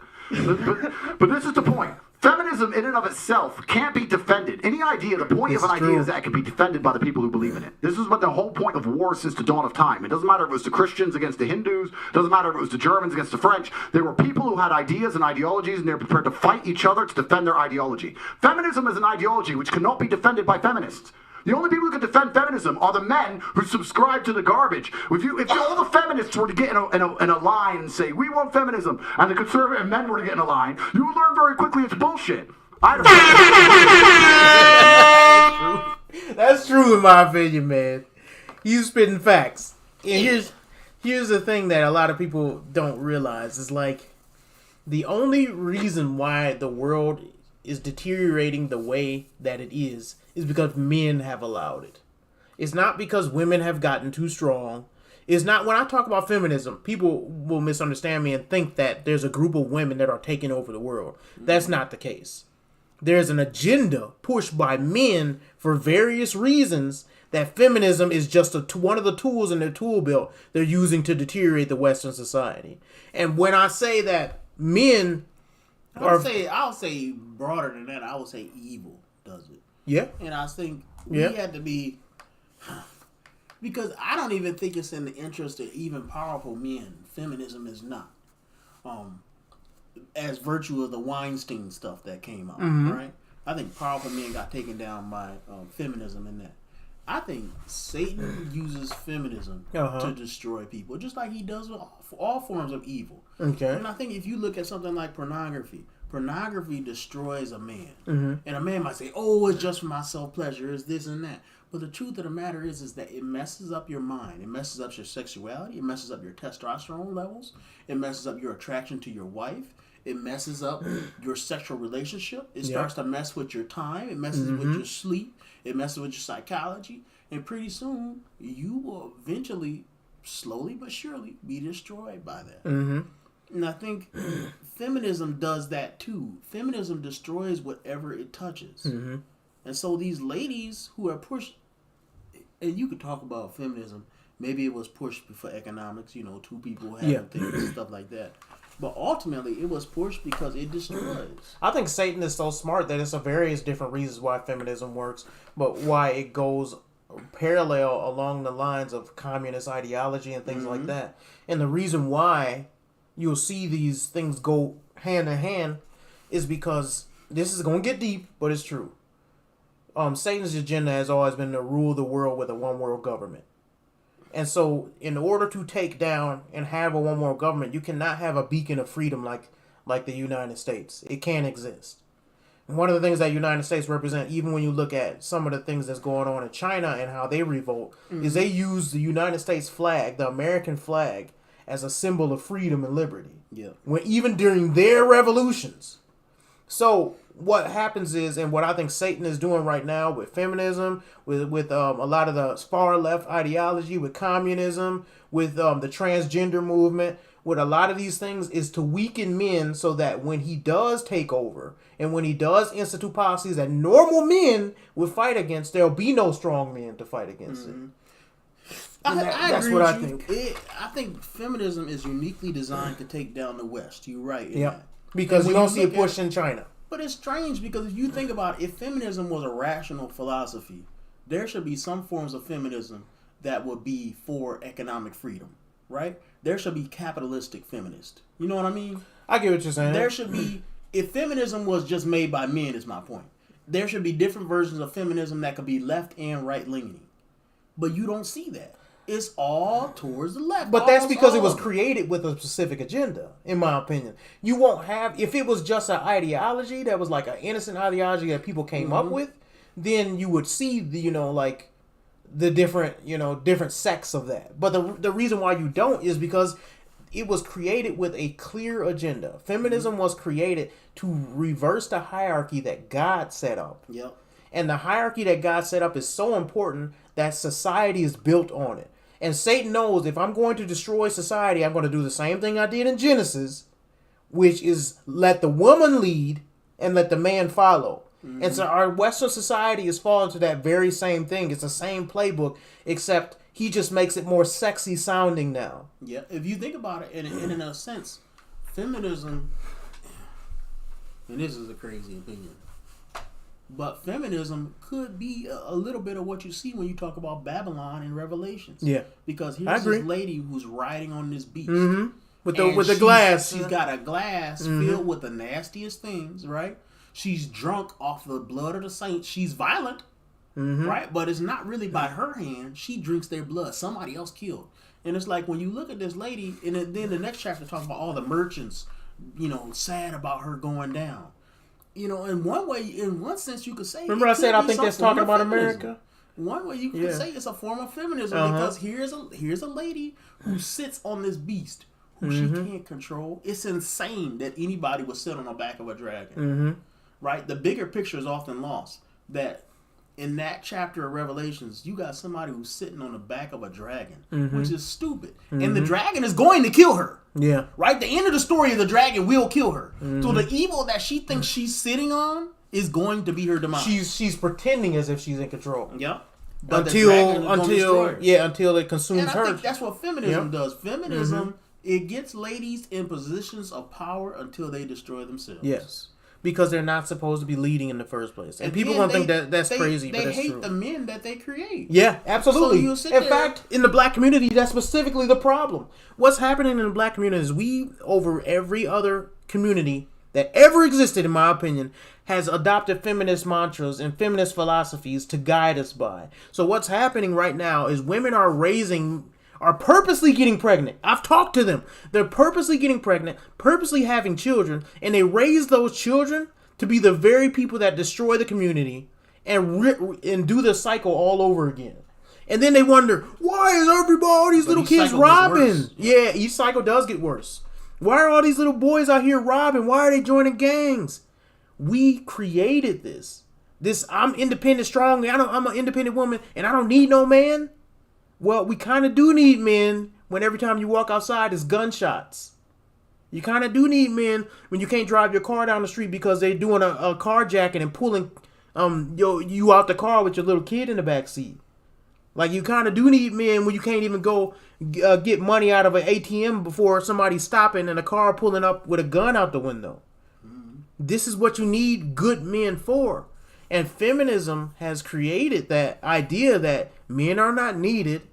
And then we see the results of what society's getting. And we still, this is just a rebellion against God. You see the results that feminism gives you, and you still go down that road. You still like, yeah, we're going to continue doing this. Okay, well then when you get what you get, just like the girl on the back of the dragon, when you get what you get, nobody can blame. And nobody can save out. Yeah. And he told me the Americans were telling the girls they could go to school. So they built all these girls' schools, and they put the Afghanistani Defense Forces there, and they funded the Afghan Defense Forces to protect these schools. You had American satellites, you had night vision goggles. Taliban were afraid to attack. America leaves. Now you have Afghani Defense Forces. They're basically blind. They don't have satellites anymore. Don't have night vision, whatever. So now it's a real war. The men are standing next to this girls' school. The Taliban are coming. You're some dude. You're standing there, and you look at this girls' school going, I don't really give a fuck if girls go to school. Bounce. And you didn't fight. So that's why they all gave up and Taliban took over so quickly. And when I said this, the girls were like, yeah, they should have fought for us, feminism. Why don't the women fight? Oh, wait, the women can't defend their own fucking idea. You need men to defend feminism. So that's why the whole thing is stupid. So, the second men don't defend it, it just fails as a fucking ideology. It's garbage. May I tell you something now? You got a good point with that. Because you think about it in a sense that for feminism, for women to even get the right to vote, men had to give them that because they didn't. They didn't have the right to vote. Right, so they can't vote. Men would have had to vote. So people thought, "Oh, we got this power ourselves." No, you didn't. No, you didn't. What'd you do? Convince your husband? Yeah, exactly. And here's the thing: I hate when people like these feminists will make this argument of. I absolutely hate this argument because it's so self-defeating in my opinion. They will say, it's about time for women to lead because all throughout history, it's our turn. And when has leadership ever been a turn-based thing? RPGs. Yes, when it's turn. When has leadership ever been? It's when that you don't slash. get a turn. You have to take that. You can't look. You never in history has a man said, "You've led for a little bit. Now it's my turn," and then people give over the leadership to him. That's not how it works. You fight for what you want. So the fact that women have not led out throughout history shows that they should not lead, because if they could lead, they would just take the leadership role. It shouldn't have to be given to you. And it makes me mad when we were like, well, it's about women can lead, they just have to be given a chance. What chance? Yeah, power. That's not how power works. Power is not working. If you can't take it, you don't deserve it. That'd be like people going up to the CEO of Amazon and being like, well, you've been CEO for a long time. It's about time for somebody else. He earned it. Yeah. You can't say somebody. People don't understand power is still vicious. Yes, it's very it's brutal. Like king of the hill. Yes. And if you can't stay up on that hill, you don't deserve to be up there. And it's ruthless. Just because it's in business, people don't see the blood. Yeah. It's like, yo, you ain't. Blood. Yes, they will stab each other in the back for Even that $1 million. The low level of business I'm in, people are cold blooded. They will stab you in the back. Every job that I ever had, if there's a position to be had that's over in our authority, people will fight for it. Mm-hmm. And they will stab you in the back. They will go behind your back and lie on you. Yes. They'll do all types of things. And some even fight. Yeah, like physically fight. You gotta be clever to do Yeah, that. so all this idea of women just have to be given a chance to lead, that's poppycock. That's nonsense. Poppycock. Poppycock. I wish I had a poppycock button. Poppycock is one of the funniest. You know what? Like to even say that is so against people who say that have not been studying history at all. You don't get a chance to lead. You either take it or you don't. Let me skip too, because they talk about all these things. I want to go to submission and respect, because this is like a Christian topic. Right? Opposed to working the job. Can I ask you a question? Because I feel like we talk a lot about hoes, we talk about a lot of the extremes. There's a lot of grey matter in the middle, sure, where a lot of women kind of get lost. Yep. For example, I think that one of the issues sometimes that I hear a lot about, and I personally may say I feel it sometimes, is that when you're also a quite educated woman, intellectual, intelligent, whatever, smart, a lot of the time, naturally, you speak in a way that stands out from other people, right? And I find that a lot of the time, that kind of intimidates some of the man them, where they start thinking, this girl is a bit too much. Now, it is not my fault that I'm smart. It's not my fault that I can put one and one together very nicely, very quickly. Point. You ain't smart. Ain't nobody she intimidated by you. Listen, yes. I wish more women around me was smart. I don't wish them dumber. And they don't intimidate me none. Like, how does it intimidate you? She's so smart. I can't say anything. No. You know what we're intimidated by as men? When people have bad attitudes, you feel like you can't say nothing. Ooh. That's what you intimidated by. Oh, you are a smart one. I understand now. No means no. She is not smart. Don't lie to her. Here's the thing, dude. A lot of women think that men are intimidated by them, and they don't understand how men think. We don't even put you in the same bracket as us. And that sounds like super bad, but it's true. If I'm wrestling, because me and my brother used to wrestle, and a girl walks in and she says, I want to wrestle, we don't even look at her as a threat. If a girl walks in a business, and there's 5 CEOs and one of them is a woman, and we're all competing for the same job, we don't even look at her as a threat. And you be like, well, that's crazy. You don't look. No, we don't. Men don't look at women as intimidating. We don't. You know what? You know what I think it is? I think she perceives annoyance and avoidance as intimidation. I was just going to say that. Because I've never really been in.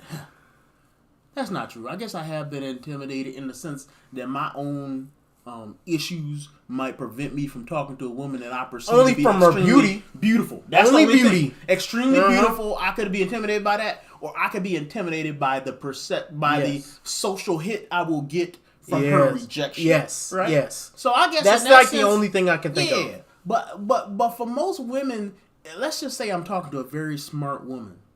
I just can't perceive, or a smart man, I can't perceive where I would be intimidated unless I was speaking ignorantly on a subject that they were the expert on. Yes. Right? But for most social situations, when it's when a woman, the reason that she views it as intimidation is because the reason annoying. She can perceive it because to her it feels the same, right? Yes. You think about it, she said, stop that. She feel, ooh, I'm intimidating them. But really, what you're doing is you making me avoid you because of annoyance. I don't want to be bothered. Since I don't have to, it's not like I've been drafted into this conversation with you. If I don't have to engage with you, I just won't engage. I think with a lot of men, we do that too. Like what'll happen is, I gave the analogy in one of my previous videos that men are standing on the top of the more status and the more money you have as a man, you're standing on top of the mountain looking down at your prey, figuring out which woman you're gonna pick, right? And so when you do that, oftentimes you'll say, before you even get down to the level of hunting, you say, I don't want that one. She acting crazy. And she won't even know that you haven't selected her. He's scared of me. Yeah, and that's what he must be intimidated. He don't come to my table. He don't hang out with me. When we talk, he doesn't say anything. He avoids me. When I go this way, he goes that way. He just don't like you. It's hard, and he don't like you. In some sense, I can't blame her because it's hard for her, from her perception, to tell the difference between that and somebody who is intimidated by somebody who's very beautiful rejecting them. That's true. From her perspective, we're just avoiding. Yes. But she doesn't understand the reasons why. Yes. Men are not intimidated. We just don't like you. We find it disgusting. And if I could talk to her, I would say it's a big difference between why you avoiding a smelly bum versus why you might be avoiding a star. Yes. Because the star might be bringing inconvenience to your life. You talking about like a movie star? Yeah. By surrounding him. But the bum you avoiding because you don't want that trouble. And that's a whole different reason for it. And so you really need to be careful with that because you might really in your life, you might really want the star in your life, but you just don't want that annoyance at that time.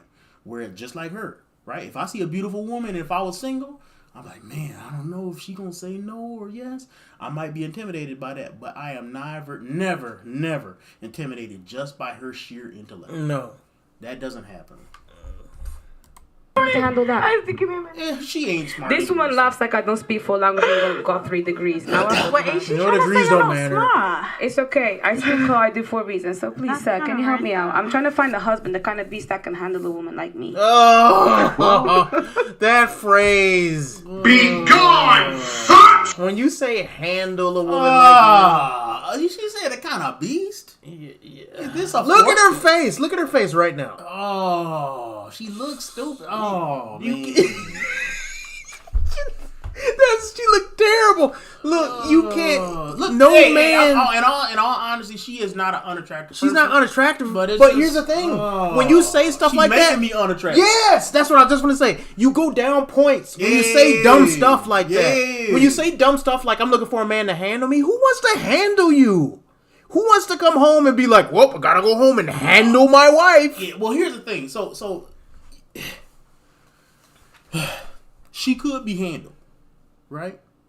But it would take such rough treatment to make a lady like that somebody that I will be willing to marry, that it would be worth it. And here's the other problem is, if I do have to break her down to that point, who's to know that she might not go backwards one day, and then I gotta put the effort in again, all because she sat next to Brittney Renner again or something. So it's like you can't. It's just not worth it. No one wants And to most do men- that. Listen, men always, and you could say men is lazy, and I ain't gonna disagree with you. It's not even laziness. Men don't want unnecessary work. This is what I was gonna say this. Look, just because you can lift 125 pounds over your head, don't mean you want to lift it every time you come in the door. Yeah.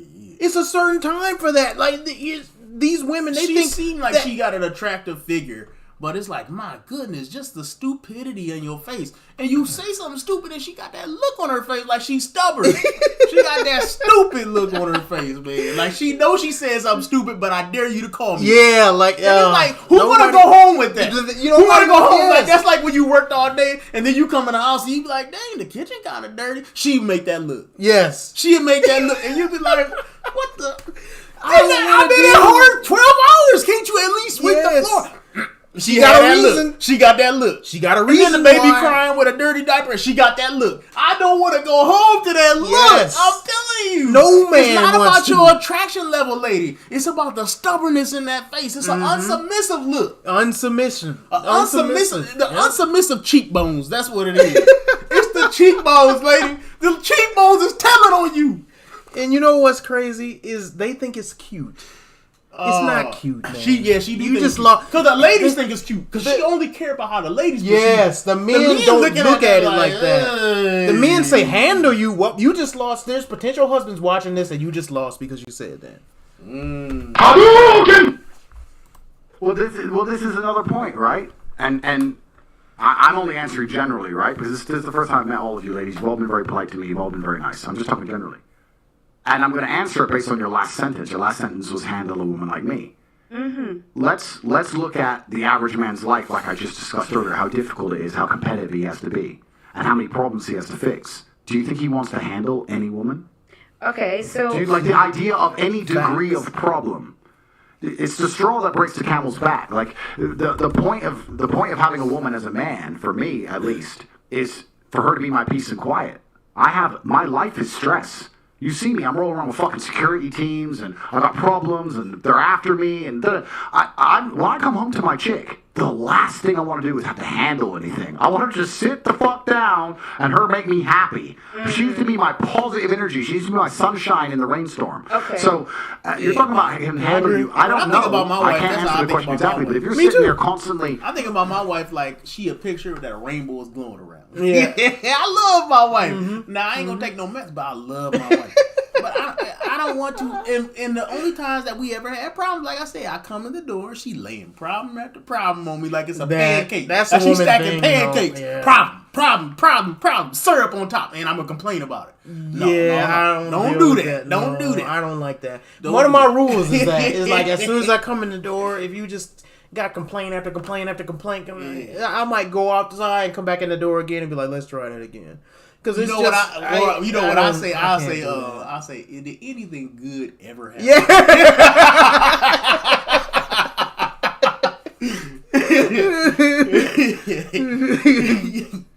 But yeah, man, he right about that. Yeah, 100% right. Yeah, man. He's spitting facts. I never really have heard him at length, so this kind of cool. He spit facts, man. Bringing this to me. Facts. You know, you gonna go back and watch his videos. You gonna see he be spitting even more better facts than that. Man. He be spitting facts. I'm glad we was able to do this like double live like this. Yeah. This is the kind of stuff I probably would not review, but you do.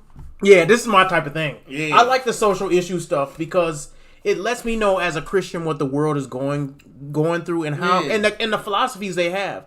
Like you look at Paul and Peter and the apostles, and they debated the world's philosophies where they were. Yep. You know, like when he went to the temple and talked about the unknown God and stuff like that. Yeah. He debated their philosophies where they were. Yeah, Paul, like Christians are this. Yes, and I think too many Christians they stick in their little bubble, and they're like they may talk for a little bit once a year about evolution. They may talk about I don't know, demonic Satanism or something like that once every blue moon. But they don't really get engaged with the world's philosophies and how people are thinking, and so they don't know how to gauge with them. The problem is we anticipate rejection too often. You think as Christians? Yeah, we anticipate rejection. So we say something, we be like, man, people ain't gonna believe me. But here's the thing. If he can talk about how there's a matrix, and that's a pretty crazy philosophy, to be honest with you, right? If he could talk about that boldly, and he could talk about men and women with opinions that most women disagree with. If he could talk about that boldly, we can come boldly too. How come you can't talk about the most rational religion in the whole face of the world? How come you can't talk about straight up truth? You can. So I mean, it ought to be done. If this channel ever blow up, I plan to have those conversations. Yeah, but you know what? It takes not rejecting ourselves. Yep. It's the same as when you go up and you talk to a lady. You go up and talk to a lady and you already say she gonna say no. Guess what? She is gonna say no. It's not about manifesting. It's just the fact that you project confidence when you go in there. When you go and you tell the world, well, you know, you might not believe it, but no. Well, part of it is this. You know what? And this is something that I think a lot of Christians don't want to deal with. Like Downey Thomas said, I believe will help my unbelief. Mm-hmm. The problem is they don't believe what they say. Mm-hmm. And that's why they don't say it with any type of boldness. Mm-hmm. These Christians are so weak. When they ask, do you believe homosexuality is wrong? I say, the Bible says it is. It ain't necessarily about what I believe. It's what the Bible says. They don't even want to say that because that's too hard. Well, I understand. I think they flinch when Satan be like this. Satan be like this. And then they be like, but I think they're scared, dude. Like when I see them go on these channels and they get interviewed, they be scared to give a direct answer. They always, you know what it is, and this is where it's like me and you need to come in, because you look at a guy like this and you say, you know what he has, and I know this is gonna sound strange to people, but it's true. He has the charisma of a prophet of his day. Yep. He is not necessarily his charisma is on 10. But he has the charisma of it. Yep. Well, guess what? There's men like me and you who also have charisma. Yes. And maybe it's not on that level of his, but there's a charisma that we have where you bring it and you say, man, I got charisma and I'm speaking more truth than this guy. I know more than this dude. But he's a good dude. Don't get me wrong. He's speaking some facts. If there's certain things that kind of charisma need to be brought to something that's an even deeper truth. That's true. And it's the word of God that we're after. I think what he can speak on and a lot of things that he may understand on a higher level than us. Experience. He's multi-millionaire, right? He slept with girls from probably hundreds, probably thousands of girls. Mm-hmm. And you know, he's got the fame, the charisma. He's got like 30 different cars. Yeah. Did you say ew? Yeah. Okay. You slept with that many girls?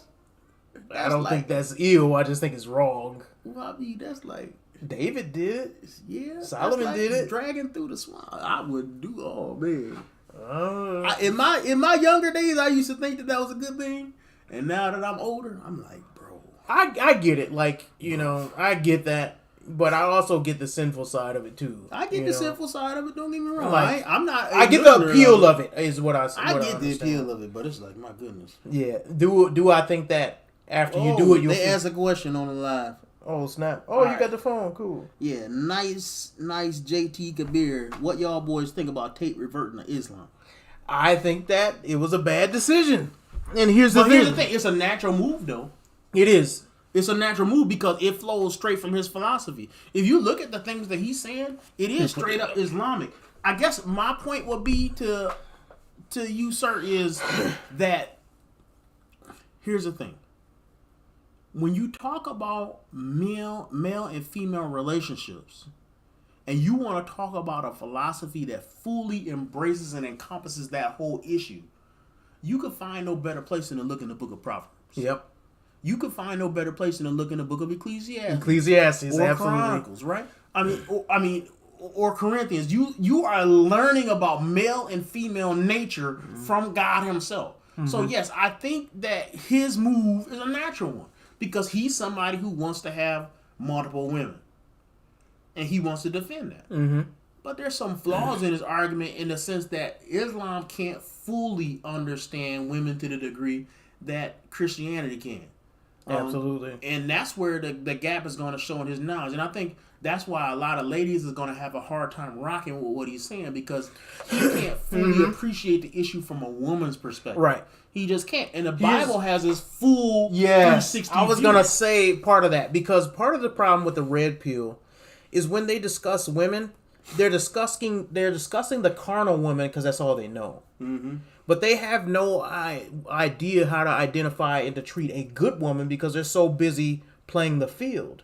So what they'll do is they get into they treat women in a certain way because they're dealing with a fast life of I'm going to sleep around and women only come when they stand at the finish line and have sex with the winners and this and that. And part of that is true when you're dealing with a carnal woman. But what and how should a man who wants to get married, how should he treat a woman that has good character?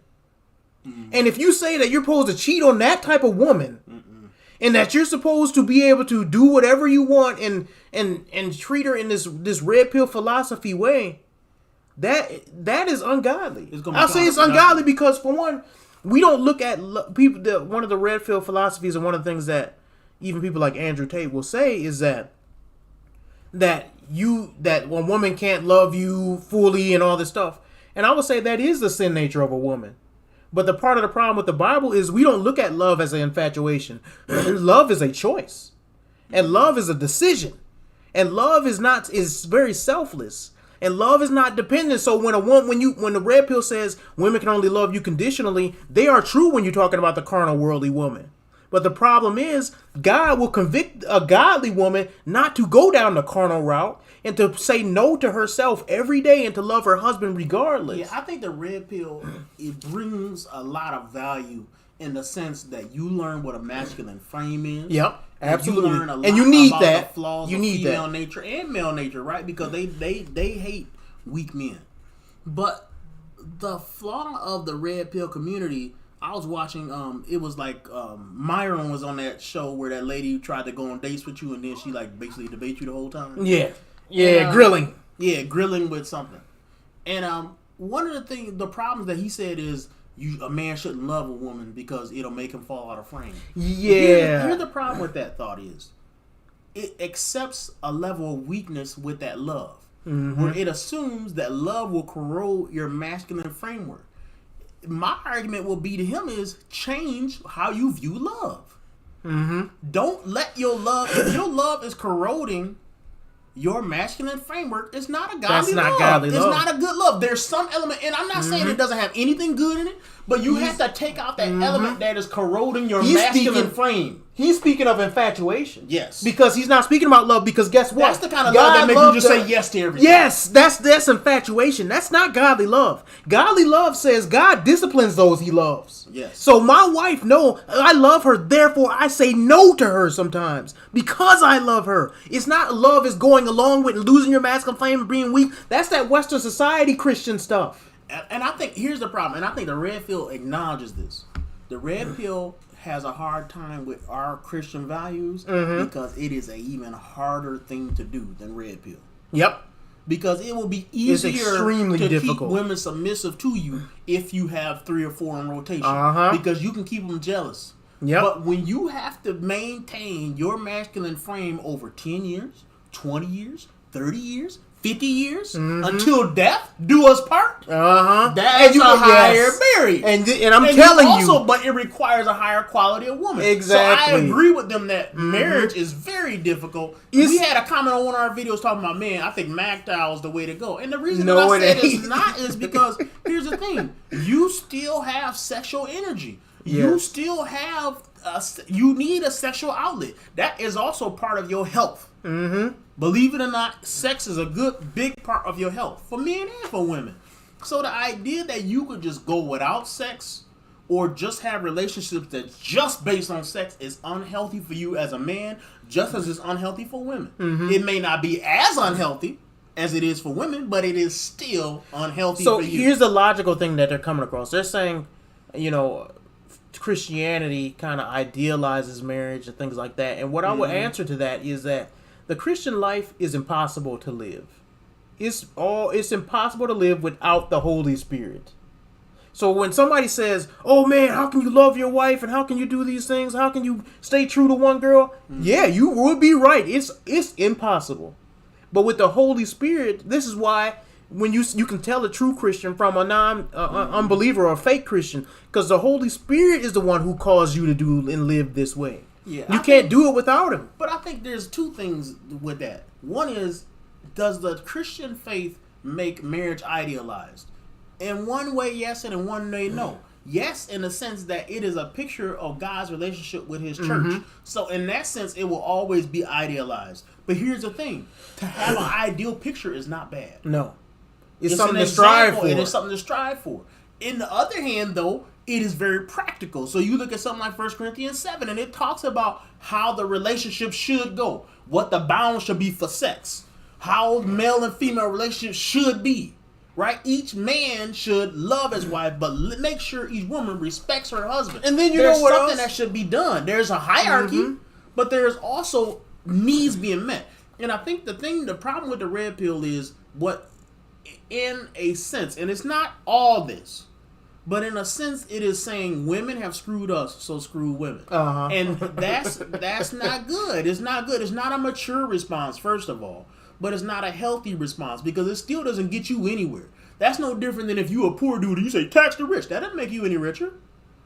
So I think that's where it's a lot of it will unhealthy. to counter that though. A lot of them will say men want sex, and since the playing field are unfair, these are the game plans to go get it. I agree with that. But if your game plan is to get something more than sex, if your game plan is to have a lifelong relationship with somebody that respects and loves you, the only chance you got to get that is through the church. Christianity, I the believe. only way. Because you have to find a woman who has these values, and the problem is she can have them today, but she may not have them tomorrow. So you have to have the church. You need authority over her. I did a video on this. Right? You need to have that I authority, did a video on that. and that gives you leverage. Then you also can do your own personal leverage. You need game, right? You need to be able to talk to your lady. Yes. I still game my wife to this day. Me because too. you need game is really, and I hate that we even use it as game because games seem like What it is just charisma. Really, game is a mixture of charisma and the ability to communicate with somebody that's different than you. And you need to be able to communicate put it this with way: her. you're supposed to lead your wife in marriage. So I lead her in everything. So when it comes to like me leading her, she is attracted to my leadership. And what women often like, people call it manipulation. No, it's not like that. It's more of convincing. When you talk about game and what it means, and for a Christian man, this means that you never stop trying to get your wife to be attracted to you. Whether it's in words or deeds or anything like that. Whether you lift in weights or whether you talk to her, how you carry yourself around the house. If you want to be hyper spiritual with it, you never stop trying to be Christ in her life. Yes. And she should never stop trying to be your church. And you know what else? You put those together, you got a dang good marriage. You know It's what not else gonna be perfect, is but it's gonna crazy? be good. Is it, and even the people who believe the red pill stuff will not be able to deny this. Is that you got strong men, right? Like Andrew Tate, who can get a bunch of women. And totally, we can all say, oh, it takes a certain skill to do that. Imagine what skill it takes to be a man that can get a bunch of women, but has enough self-control to conquer your own sexuality. Self-control. They say the one who has self-control is stronger than the one who holds a city. Yes. And If that you is can be 100% that true. strong, like men like my father, if you can be that strong, where a woman can throw herself at you and you can say, no, you have no power Now, over the me. brother put a follow-up question. And let me just answer this one. He said, but he said himself that he was a Christian previously before becoming That's a true, Muslim. he did. Here's what I'll say to that. Yes, you 100% right. He was a Christian before, and you are just noticing a flaw in modern Christianity, just like you could notice. So let's think about it. What's wrong with modern women? Don't most of us men wish that women can go back to how they was in 1950, right? Yeah. Well, some do. Yeah. Many men want that. Many Christians wish the church could go back. Yeah. Okay, the church has been overtaken by feminism and modern ideas. And when we return to the way that the Bible points out things, you won't have people like Andrew Tate going to Islam because they will find a masculine place in Christianity. Christianity has become very feminized now, and it is up to men like myself and my brother and my father, other men, to go and reclaim Christianity and get it from being so feminized and weak. But So I don't agree think you with can be to a that extent. Christian and leave Christianity in the first place. I don't think you were ever a real Christian to begin with. You know, one of the things that... But I think his argument is more, why did he leave? Yeah. Oh, okay. Understood that. But if you're saying, like, can you do that? You really can't. If you believe in God, if you have an encounter with Jesus Christ, that's so strong that you won't be jumping ship. You can't jump and go to a whole nother religion if you know God. You cannot unknow God. But if that's not what he was saying, then fine, we'll carry on. Arguing over small points or correcting him or that, he's probably thinking, this is a battle. I don't have the energy for another fight. Okay, so now let me add extra context to what I mean as well. So obviously submission is something that people talk about a lot. Yeah. For me, I'm a logical person, I believe, and I submit with logic. I don't submit by default because there's a level of respect that I believe I need to have Default to because be able it's to not submit. logic. Obviously, it's I not agree. that I go around and I disrespect all men and everything, but I find that my level of thought process. Just a lot because your of the times. forehead big don't mean you smart. Stop. It makes it hard. No. So, Her forehead ain't that big, is it? It look Just got pulled muscly. No, look at Her it. cheeks look muscly. Look at it. But her forehead don't. I don't know. No, Her forehead. look at- She it got a look- regular face. She got some muscle cheeks though. She got that heat. Cheeks look like biceps, Look, but man, the she regular. looks like if she headbutts you that you're bringing her back out. No, Yeah. I don't think she got a big forehead. Look at that head. Look at the my shape. forehead and look at hers. I guess I got a big forehead too. No, I mean, my forehead is a hammer head, but she look like she look as hard. It look at it very hard. Okay. I know what you're trying to say. Yeah, thank you. You know, but you need to find a man you truly respect to submit to him, Yeah. and I completely respect that. And that's the same with 99% of women. Like you're never going to submit to a man you don't respect. And respect is ultimately important because you're not going to sleep with a man you don't respect. You're not going to be attracted to a man you don't respect. Respect is the bottom line of it, and the man has a job to do. He has a duty to do to be worthy of respect. But this all goes back into a very interesting point. Some of the points I've kind of mentioned earlier. If I was a woman, if I was a chick, the chance of me ending up in a relationship with a man I don't respect is 0%. I don't understand how you girls end up. Well, I do understand how you girls end up here. You end up here because of feminism, promiscuity, promises that running around taking dick is fine, dumb shit, stupid decisions. I'm independent, so it doesn't matter that he's a dummy. Bunch of garbage. When you should be waking up going, you know what? I'm going to be extremely selective, and I'm going to take my time and be very, very smart because you're the gatekeeper. By the time you're in a relationship with somebody, you should have immense respect for that man. Absolute immense respect. You shouldn't be able to get there any other way. The only reason you got there is because you've been tricked by society and lied to and told a bunch of fucking bullshit. So, so you're talking about submission and respect. Yeah, it'll come when you meet the right man, naturally. And this is another point I make because I have a lot of men message me. I trust guys. Please understand, the most Googled man on the planet. I have 100,000 emails a day from people, and I get dudes email me, how do I get my woman to submit? And I can't reply to all the emails, but if I ever read them, I'm like, bro, you're a fucking dork. Why would she reply to you? Why would she submit to you? You're a fucking nerd. That's the truth. I'm not out here saying submit to all men. Men are the boss. Dang. Oh man, It's a lot in there that's true, but then it's a lot about like, can you be a nerd and still get submission? Do you think? What do you think? no. What if you married and you've been a nerd all your life? You better learn to man up, Right. You better learn to man up, man. You got to, Them because things got to drop at some point. if you put your phone, put it over here because my butt. Oh, my fault. Yeah. So yeah, I don't think this is one thing that about masculine frame he was talking about. One of the things a Christian church. How many times you been to a suburban church and you got these married dudes, right? And they get punked by their wives, and they're sitting there. Yeah, and they be punking them. And the thing in public, in front of everybody, and they don't have any masculine frame. And then you gotta wonder, are you really being obedient to God when you can't even lead your household? You know? And then they kind of wonder, they get to these points in their marriages where they're struggling in marriage because they don't know how to lead. And women won't submit to them, and then they're wondering, why won't the Bible say she should? She just won't do it. Well, how about you grow up and be a man and grow a pair and stand up to your wife for once? But I think so. The problem with a lot of those men is they believe that a godly virtue is getting along with everybody. Yes. And I know a dude at work. He will not battle any women because he just doesn't want to fight.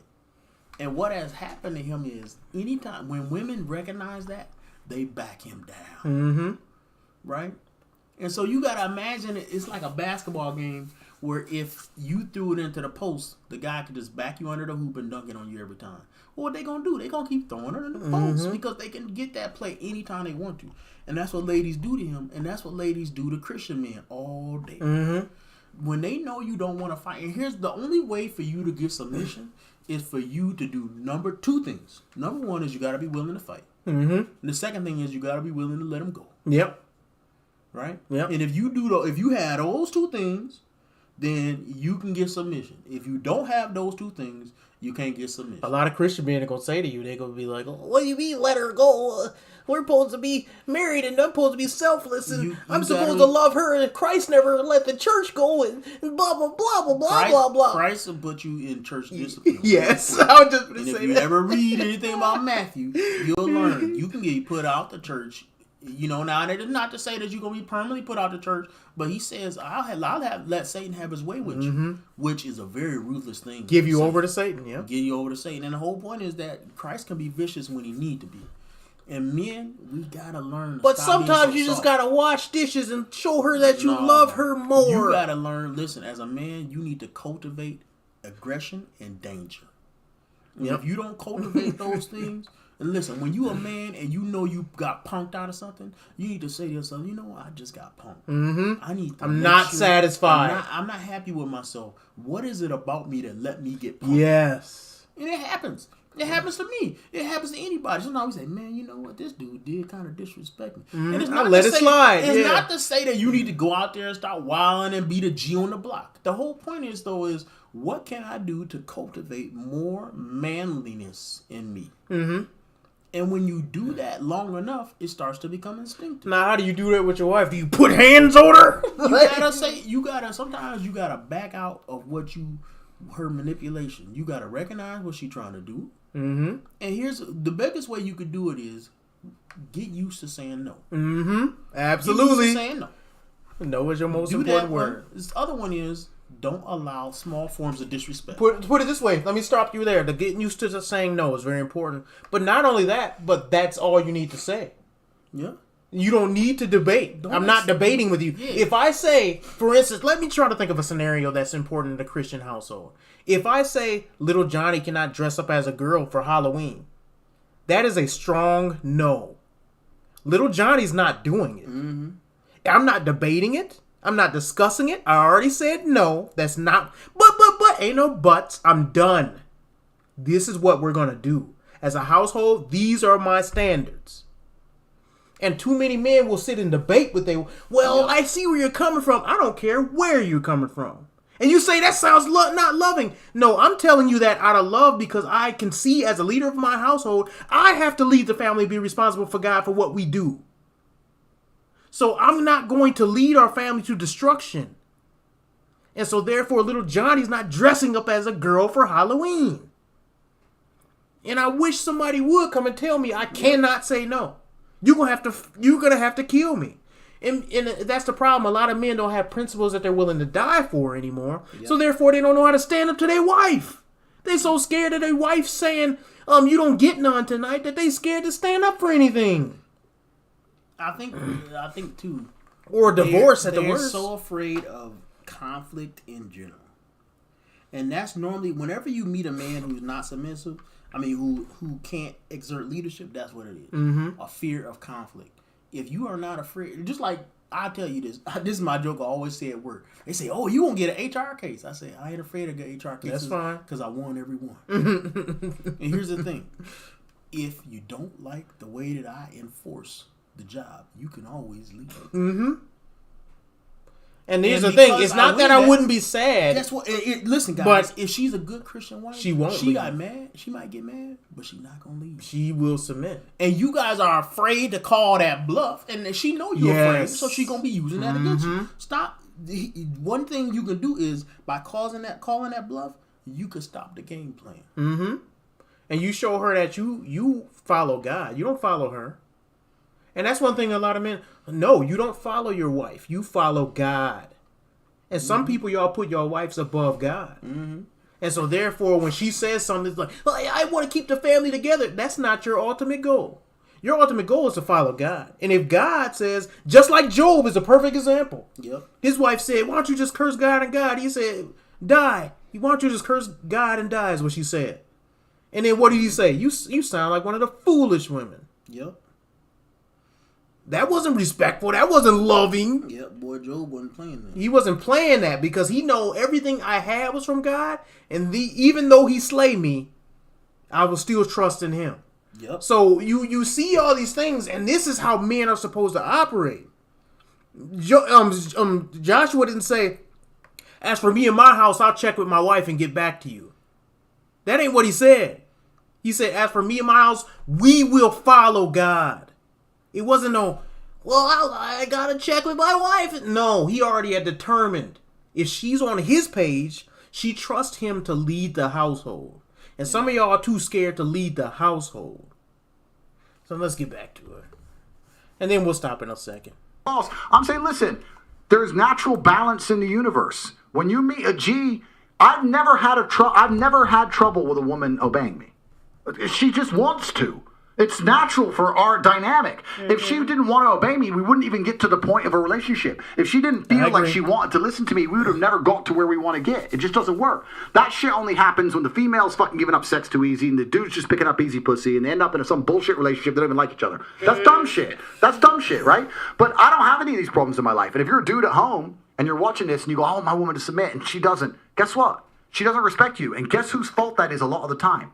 Your fault. It is your fault as a man. Yes. It is. Yes. They love that. No, it is. Yes. No, That's what you guys need to damn it. But it's not about blaming men and women. No man would, that's worth anything, would disagree with anything he just said. But you notice they all on that side, but when it comes to women accountability, they don't want to. Ain't feeling that. No, they ain't got nothing to say to that. We agree with him on this, and this is the part of the problem with our men in our society and the men and women dynamic in society, and why all these videos get made is because men overwhelmingly will be like, yeah, we got to do better. Women, on the other hand, what? Me? I have to change? I have to do better? I don't know what you speak. You're making me cry. Look, you need to take some self-accountability. Mm-hmm. Let me see what he is. Because everyone has a problem. But then there's also men who are worthy of respect who women refuse to respect because of society. Tell the so there's two sides to it, right? But a lot of it is, if you're a capable enough man and you're brilliant enough, then the female has no choice. But it's very interesting. This goes back into a point I made earlier about how important it is for us men to find women who we don't believe have had a lot of life experience and look like they are. Because I got attacked. I'm going to make this point right now. I got attacked when the Matrix attacked me and fucking lied about me. They said that men are interested in women who are younger because they're more programmable. And that they're trying to make out that I'm making out that men are out here trying to get women and fucking do bad things to them. No. What I'm saying is, if you find a woman who's younger and went through less things, less trauma, less relationships, less headache, she's lived less life, your ideals, if you ask any woman who loves her man, what's your favorite song? His favorite song. Who do you vote for? Who he votes for. What's your favorite car? His car. That's how it happens when a woman loves a man. And that makes the man feel good, right? Agree with that. If she's been through too much shit, then that's a lot harder to pull off. So that women are far more malleable than men, and society don't want to understand that. That's why they advertise to women. Yes. It is 70% of every advertising dollar goes towards women. And this is partially why just a lot of stuff goes in there. But so what happens is society doesn't want to acknowledge that women are more easily manipulated than men. Yeah. And the Bible even talks about that. Yeah, that's why you can game. Yes, that's why game works. The Bible even talks about, it says Adam is a leader because Adam was not tricked and Eve was. Yeah. It says that. Like, here's the thing. Men, we have to take a stand on the hierarchy that God put us in. Mm-hmm. God put us in that position to lead. You're not supposed to be weak. You're not supposed to be soft. You're not supposed to be easily manipulated. Yep. That's your wife is supposed to come to you and ask you what to do, and you should have some type of answer. And I think the goal should be that your wife, you love your wife, and your wife, if she approaches you sweetly and she tries to use her feminine appeal as much as possible, you're willing to listen to her. Yes. Right?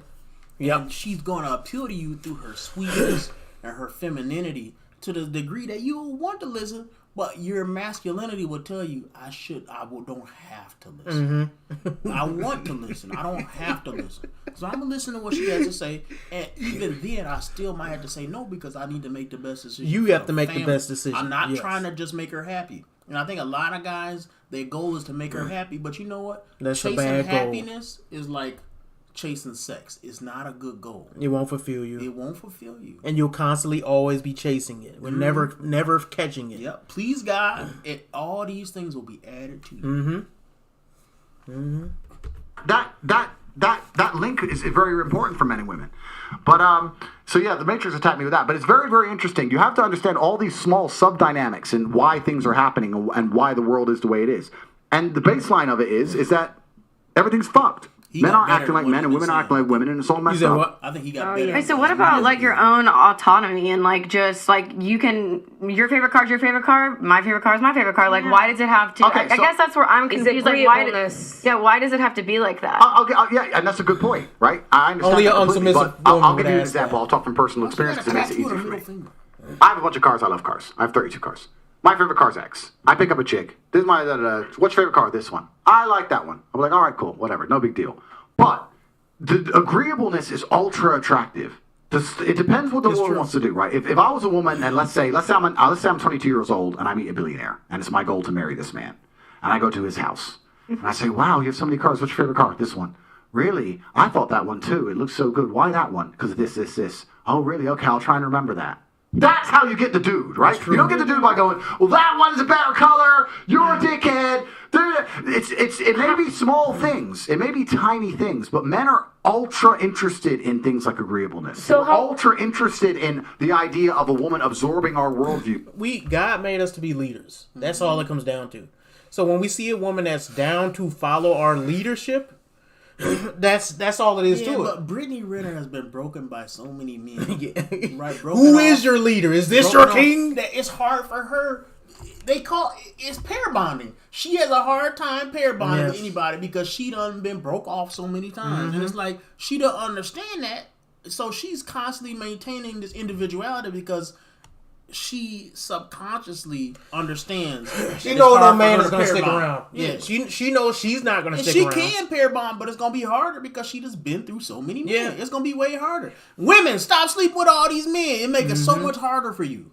Yep, you won't ever find a dude that wants to settle down with you after all that history, and you won't be able to settle down with a man because you'll constantly be comparing him to every man. It's the same with men. Men, if you out there having sex with 39 different women, and then all of a sudden you think you're gonna be able to flip a magic switch and be faithful to one. Booty was more important than food. Booty, a man's butt. No, you need to say pause before you put that one in there. We're ultra interested. We are. That's what we're looking for. That's taking away from the woman's identity. What if you say she doesn't like the car? No. So why should she agree to a car that she doesn't like? Why do you want to be with someone that doesn't know who they are? Can I say, I like this one. This is my favorite, but I like yours too. Yours is quite nice, you know. Actually, now that I'm looking at it, it's quite good. But I like this one, but I like that one as well. You sound like you want a slave. Is that fine? That doesn't have that.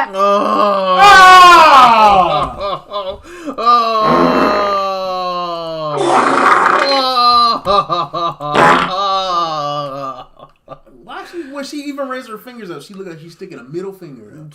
She look like she just a middle. Her whole face is a middle finger. Why would you have claws like that? And I'm not saying she ugly. I'm just saying she is a middle finger. What's the point of having your nails like She's that? so. Are you planning to be attacked at night? I know it is the UK. They stab people, but you don't gotta have knives. They in the UK? Yeah, you don't gotta have knives on your fingers. Pearly things is from there. She's not from there, but she's there. Where is she from? She's from the U.S., ain't she? Yeah, I think she actually. I think she might be from the Midwest, but I'm not sure. That's just not going against it. It's just being nice. It doesn't cost you much. Men don't want a girl that's nagging on them for the smallest things. It's like, why are you giving a guy? How do you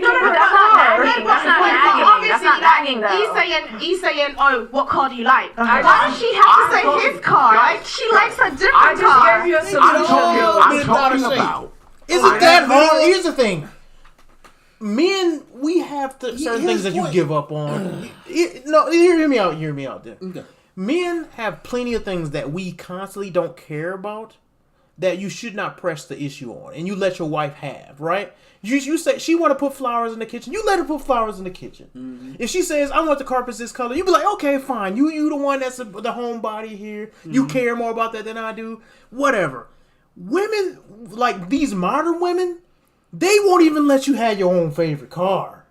They can't even say, nope, I gotta say my piece on that. You are never gonna get married with that attitude. Because a man who you just gotta say your disagreement all the time. I would say no, but hey, I seen some simps out there who might marry. And the thing, they won't be happy with the simp. Yeah, they want the man who got all the cars. And they want to tell the man who got all the cars which car they don't like.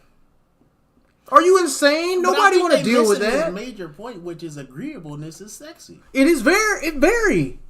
What's wrong with that? And even the act of sex is a woman agreeing to you. If you want to be technical, it's like it's submission. Yeah. And so when people think I'm sexy because I'm determined and I have my own ideas and I'm strong-willed, no man wants that. That goes against what men like. So they're going against their own nature too. Talking about how as a female to be as attractive as possible to men. Now, I'm not saying you can't get a man if you say another car. I'm saying how do you be as attractive as possible? Because you also don't understand how men think. It's different if you come to my house and choose to like another one of my cars. But what if I only have one car? And now you say, no, I'll pick you up in my BMW. Oh, yeah, it's nice. I prefer Mercedes. You know what a man thinks the second you say that? Who picked you up in a Merc? That's the first thing that goes to his fucking mind. How do you know about Mercedes? What if you can buy your own Mercedes? That's not what crosses the man's mind. I'm telling you how men think. But then that's why. Denova, what percent of women can really afford their own Mercedes? Yeah, especially when you go crazy. No, guys. I bought my own car. I said a Mercedes. I said what percent of women? I'm really happy for you. I said what percent? The average woman makes $35,000 a year. It's not that hard in this UK. Okay. I said I'm really happy for you. I'm really happy for your car. But the average woman, I'm saying but the whole point is that what percent of women even earn that much? It's not a high percentage. So when a guy hears that wait. When a guy hears that you've been in this car and that car and that car, his automatic assumption is that you're an average girl. And that foolishness. And that you've been with a bunch of guys to get to that point. I've had a lot of experiences because of my dad, because my dad's very successful. But I've been in situations where I've said, like, oh, I did this, and they think it's with a guy, but it's with my dad. Because most guys assume that you were an average person.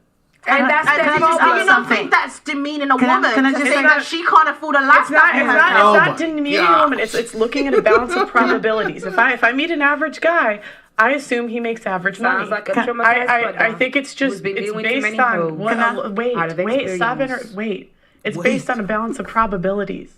Can I just say something? That it's all about making a man feel like everybody says, oh, he's a top G.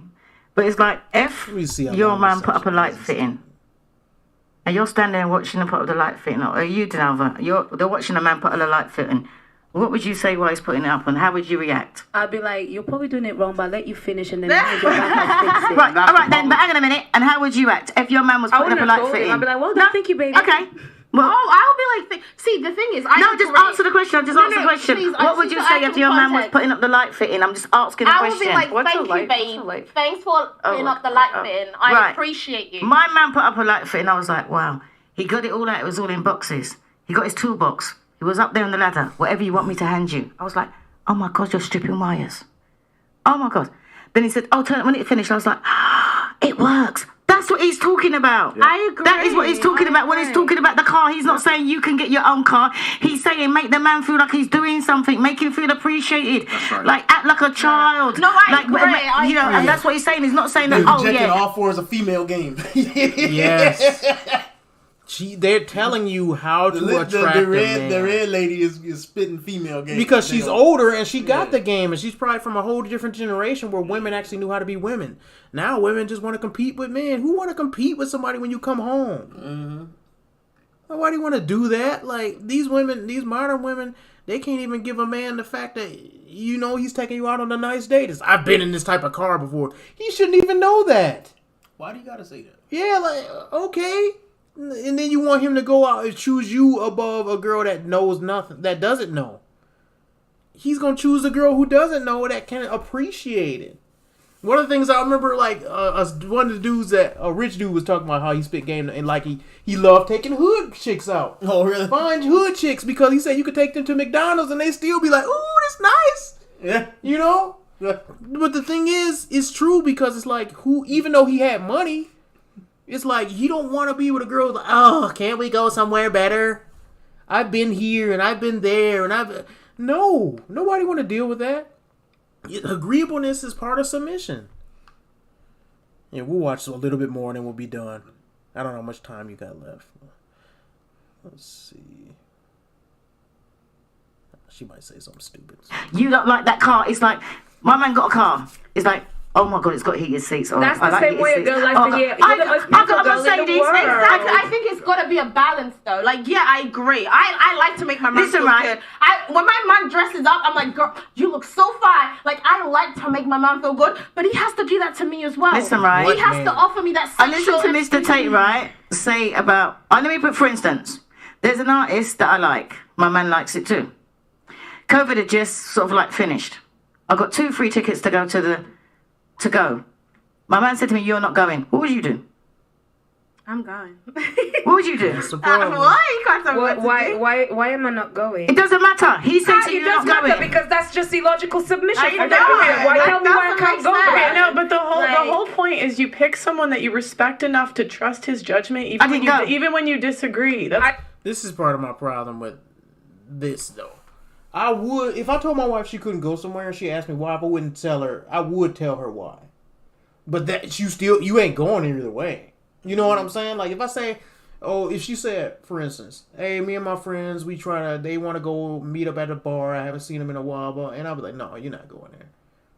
And then she says, why? I'll be like, this is why.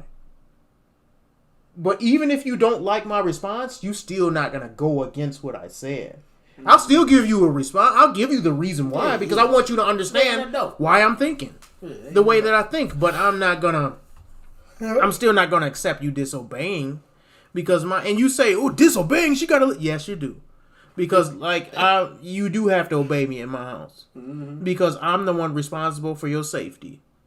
And so if you go somewhere and something was to happen to you and I told you not to go, it's on you now. And guess what? Even though it's on you now and you deserve whatever happened, people still gonna look at me as, why did you let her do that? Yeah. They still gonna be looking at me like, you let her go to that place all by herself? You didn't tell her? So, you know what? I'm still, as a man, you're always responsible. And with that, it comes authority. Since you know that, you can't, Yep. You can never. I don't know. Maybe we'll do the rest another time, because we already hit like 2 hours. So, yeah. Look. Time goes fast when you're having fun. Yeah, we had 2:05. So yeah, we can save the rest for another time or whatever, and see. But yeah, or maybe you could do the part 2. Yeah, I might be able to do it, because I don't know when you'll have the time to do it. Yeah. But yeah, man, I'm glad you came through this. It was fun, dude. That was fun. We got some comments. Any last words? Yeah. Do you got any? I guess I'd say Andrew Tate. This is completely off topic, but I'll just say this. Andrew Tate seemed to me like, when they gave him that smackdown and kicked him off of all social media, that he kind of learned from that. Yeah, he did. And he didn't moderate his views, but he chose how to communicate it better. And I had to give him that. And I'll say that. Second thing is I think he does communicate the red pill very well. Yes. He's very charismatic. He speaks well. He's funny. And he's willing to yield when he needs to. Yes. And I think that's really He's important. one of the few people, him and Myron are 2 people that I would love to talk to. About our disagreements, too. Yeah. Because I don't think that too many Christian people are able to articulate why they disagree with some of the red pill points and what it means for society and all those different things. Yeah, there's a few others that I would add in there, but yeah. Yeah, but I like the way he articulates. Yep. He's very charismatic. He's funny. He's very intelligent. I agree with probably like 90% of what he says. Yep. I like Myron. Myron's very blunt. He reminds me of you like back in the day. You used to not care about nobody's feelings. Yep. He's like that. Who else would I like to? I'm trying to think who would be like my top 5. You want to talk to Tommy about it?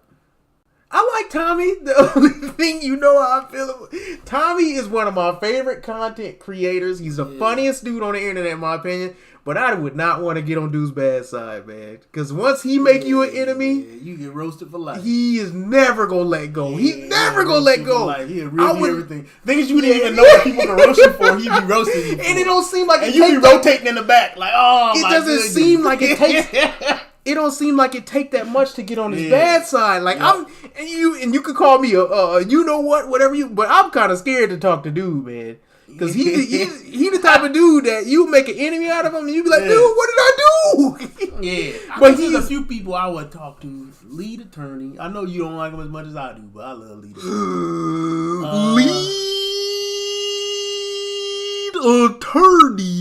he takes his time.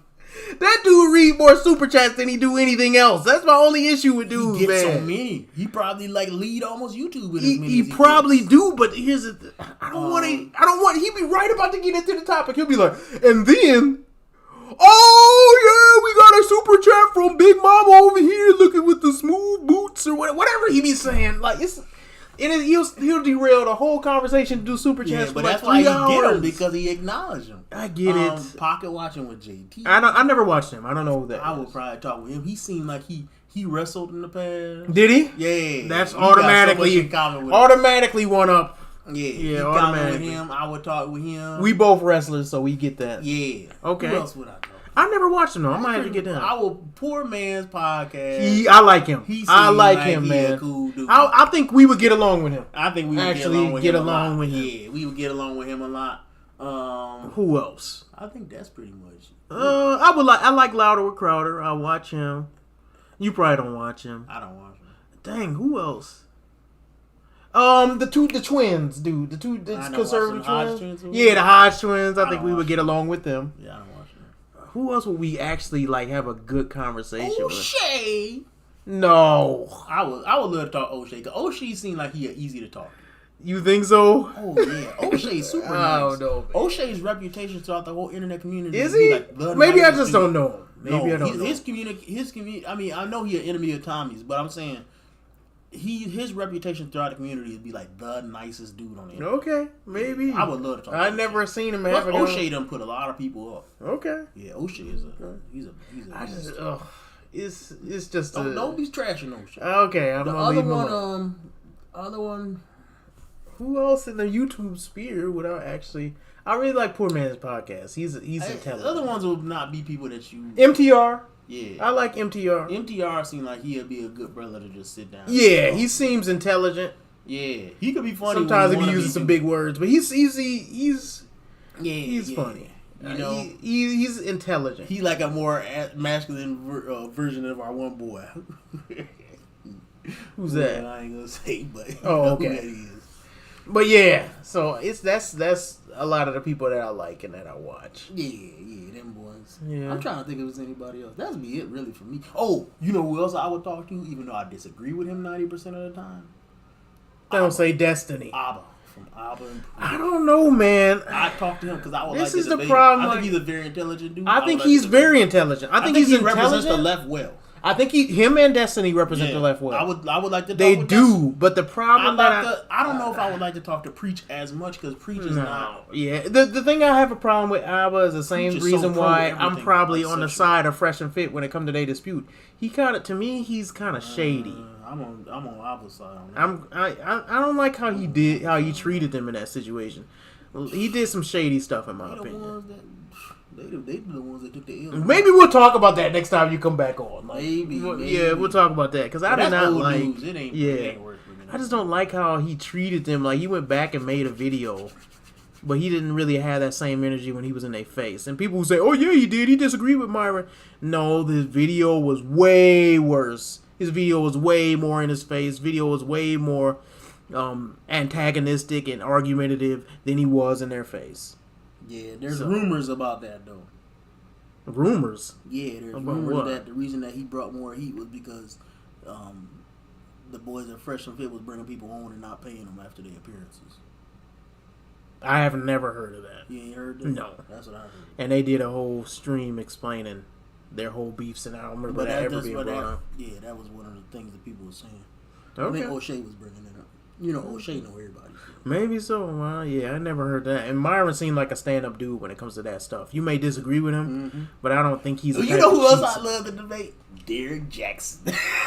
Oh no! Everybody wants a piece of him. Yeah, man. Hafiz, I would like, but he can't do the thing where he overtalk you like he did Pearly. I actually think if we sat down with Hafiz, we would have a good time. We would actually agree with most of what he has to say. Yeah, he comes from the Christian perspective too, and I think he's a he real was Christian. nervous when he was talking because people have suggested that he was super nervous, and that's why he was a little off. That's what lead attorney said. I don't necessarily know if he was nervous Because as much if as you look at it, his hand was shaking, his leg was shaking. he was. But you would think somebody that's on camera as much as he is would not be. This is what I don't think he was nervous. I think that he looked at Pearl as beneath him, in my opinion.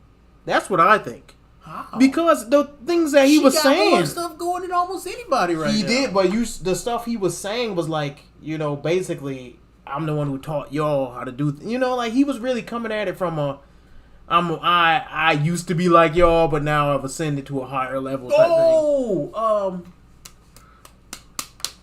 AMS. Yeah, I would like to talk with AMS. He seemed like a cool Uncle he dude, seemed like he'd be funny. Dude. I wouldn't mind going out to eat with AMS. I don't know if I can talk about anything because we just so dynamically opposed. Yeah. He talk about stuff I can't.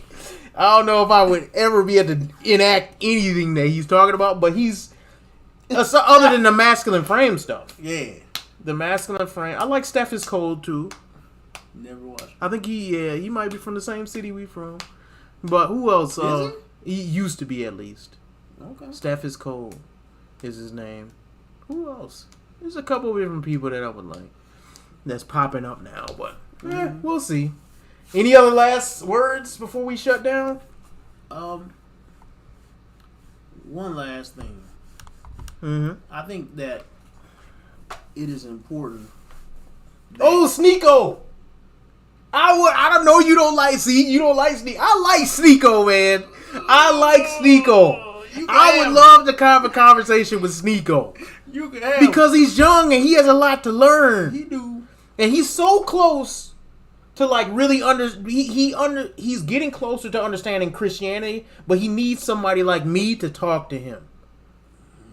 Young Don is another one. Young Don. I don't know who did it. I would love to know. He's a Christian. New Christian. The one who debated Sneeko? Yeah, he debated Sneeko with the dreads, shorter dreads. Okay. He seems like a cool guy. I've reviewed a couple of his videos. He'll be a good person to talk to too. I would love to talk to him. But who else? I mean, what? Any other last? No, I'm just gonna say that I think this discussion just speaks to the fact that Christianity, man, we got to do a better job. Absolutely, we really got to do a better job because the reason people go the other way, and just like Andrew Tate, the reason he went to Islam is because Christianity has lost its masculine frame. Yeah, to be honest with you, true. And we have. It's just sad the state we fall into, but I think we can get back. If we subscribe to the book. And so I think if we dedicate ourselves to restudying the Bible and preaching the Bible as it should be taught, as it is written and meant to be understood, right? And stop following all that BS about multiple interpretations and this and that. If we take it as it's written, we will return back to a masculine frame Christianity. But I don't want people to get the idea that, Christianity needs to get back to being masculine so that people like Andrew Tate can come back to Christianity. No, I don't. I want it to be more like this is the truth that Christianity teaches. Christianity to me is the most manly belief system because it's the truest. But I think his thing is a symptom of the fact that Christianity has lost in the perception war with men. I think do you think Christianity will ever win in the perception war in the world, though? I think Christianity could do a lot better job of appealing to men. I'll tell you that. That's true. I don't think I will give you that. 100%. I don't think we're ever going to be cool. We're never going to be cool. No, because we're a religion. We're never going to be cool. But we can communicate better. Yes, and we can be better. And I think that's what we need. And the things that Christianity teaches that appeal to men, there's no reason that we should ever cut them out. Let me just say this. We have some prophetic voices that need to be spoken. And they need to speak to the culture that exists right now. Yes. With the power that we have. Mm-hmm. And if we do that, then we will appeal to both men and women. Because we will be the only voice that's speaking that has a 360 perspective on it. Yes. And the rightful balance that God gave Yep. men and women to have, not just a man running around sleeping with whoever, Yep. and not a woman, happy wife, happy life type crap either. Mm-hmm. So, yeah, I think you're right about that. Till next time, y'all, it's been your boy Jack and B. Chris. What is your new name now? I said my own name on B. Chris. I don't even know if I need to go by that. B. Chris. B. Chris. All right, y'all. Peace out. Out.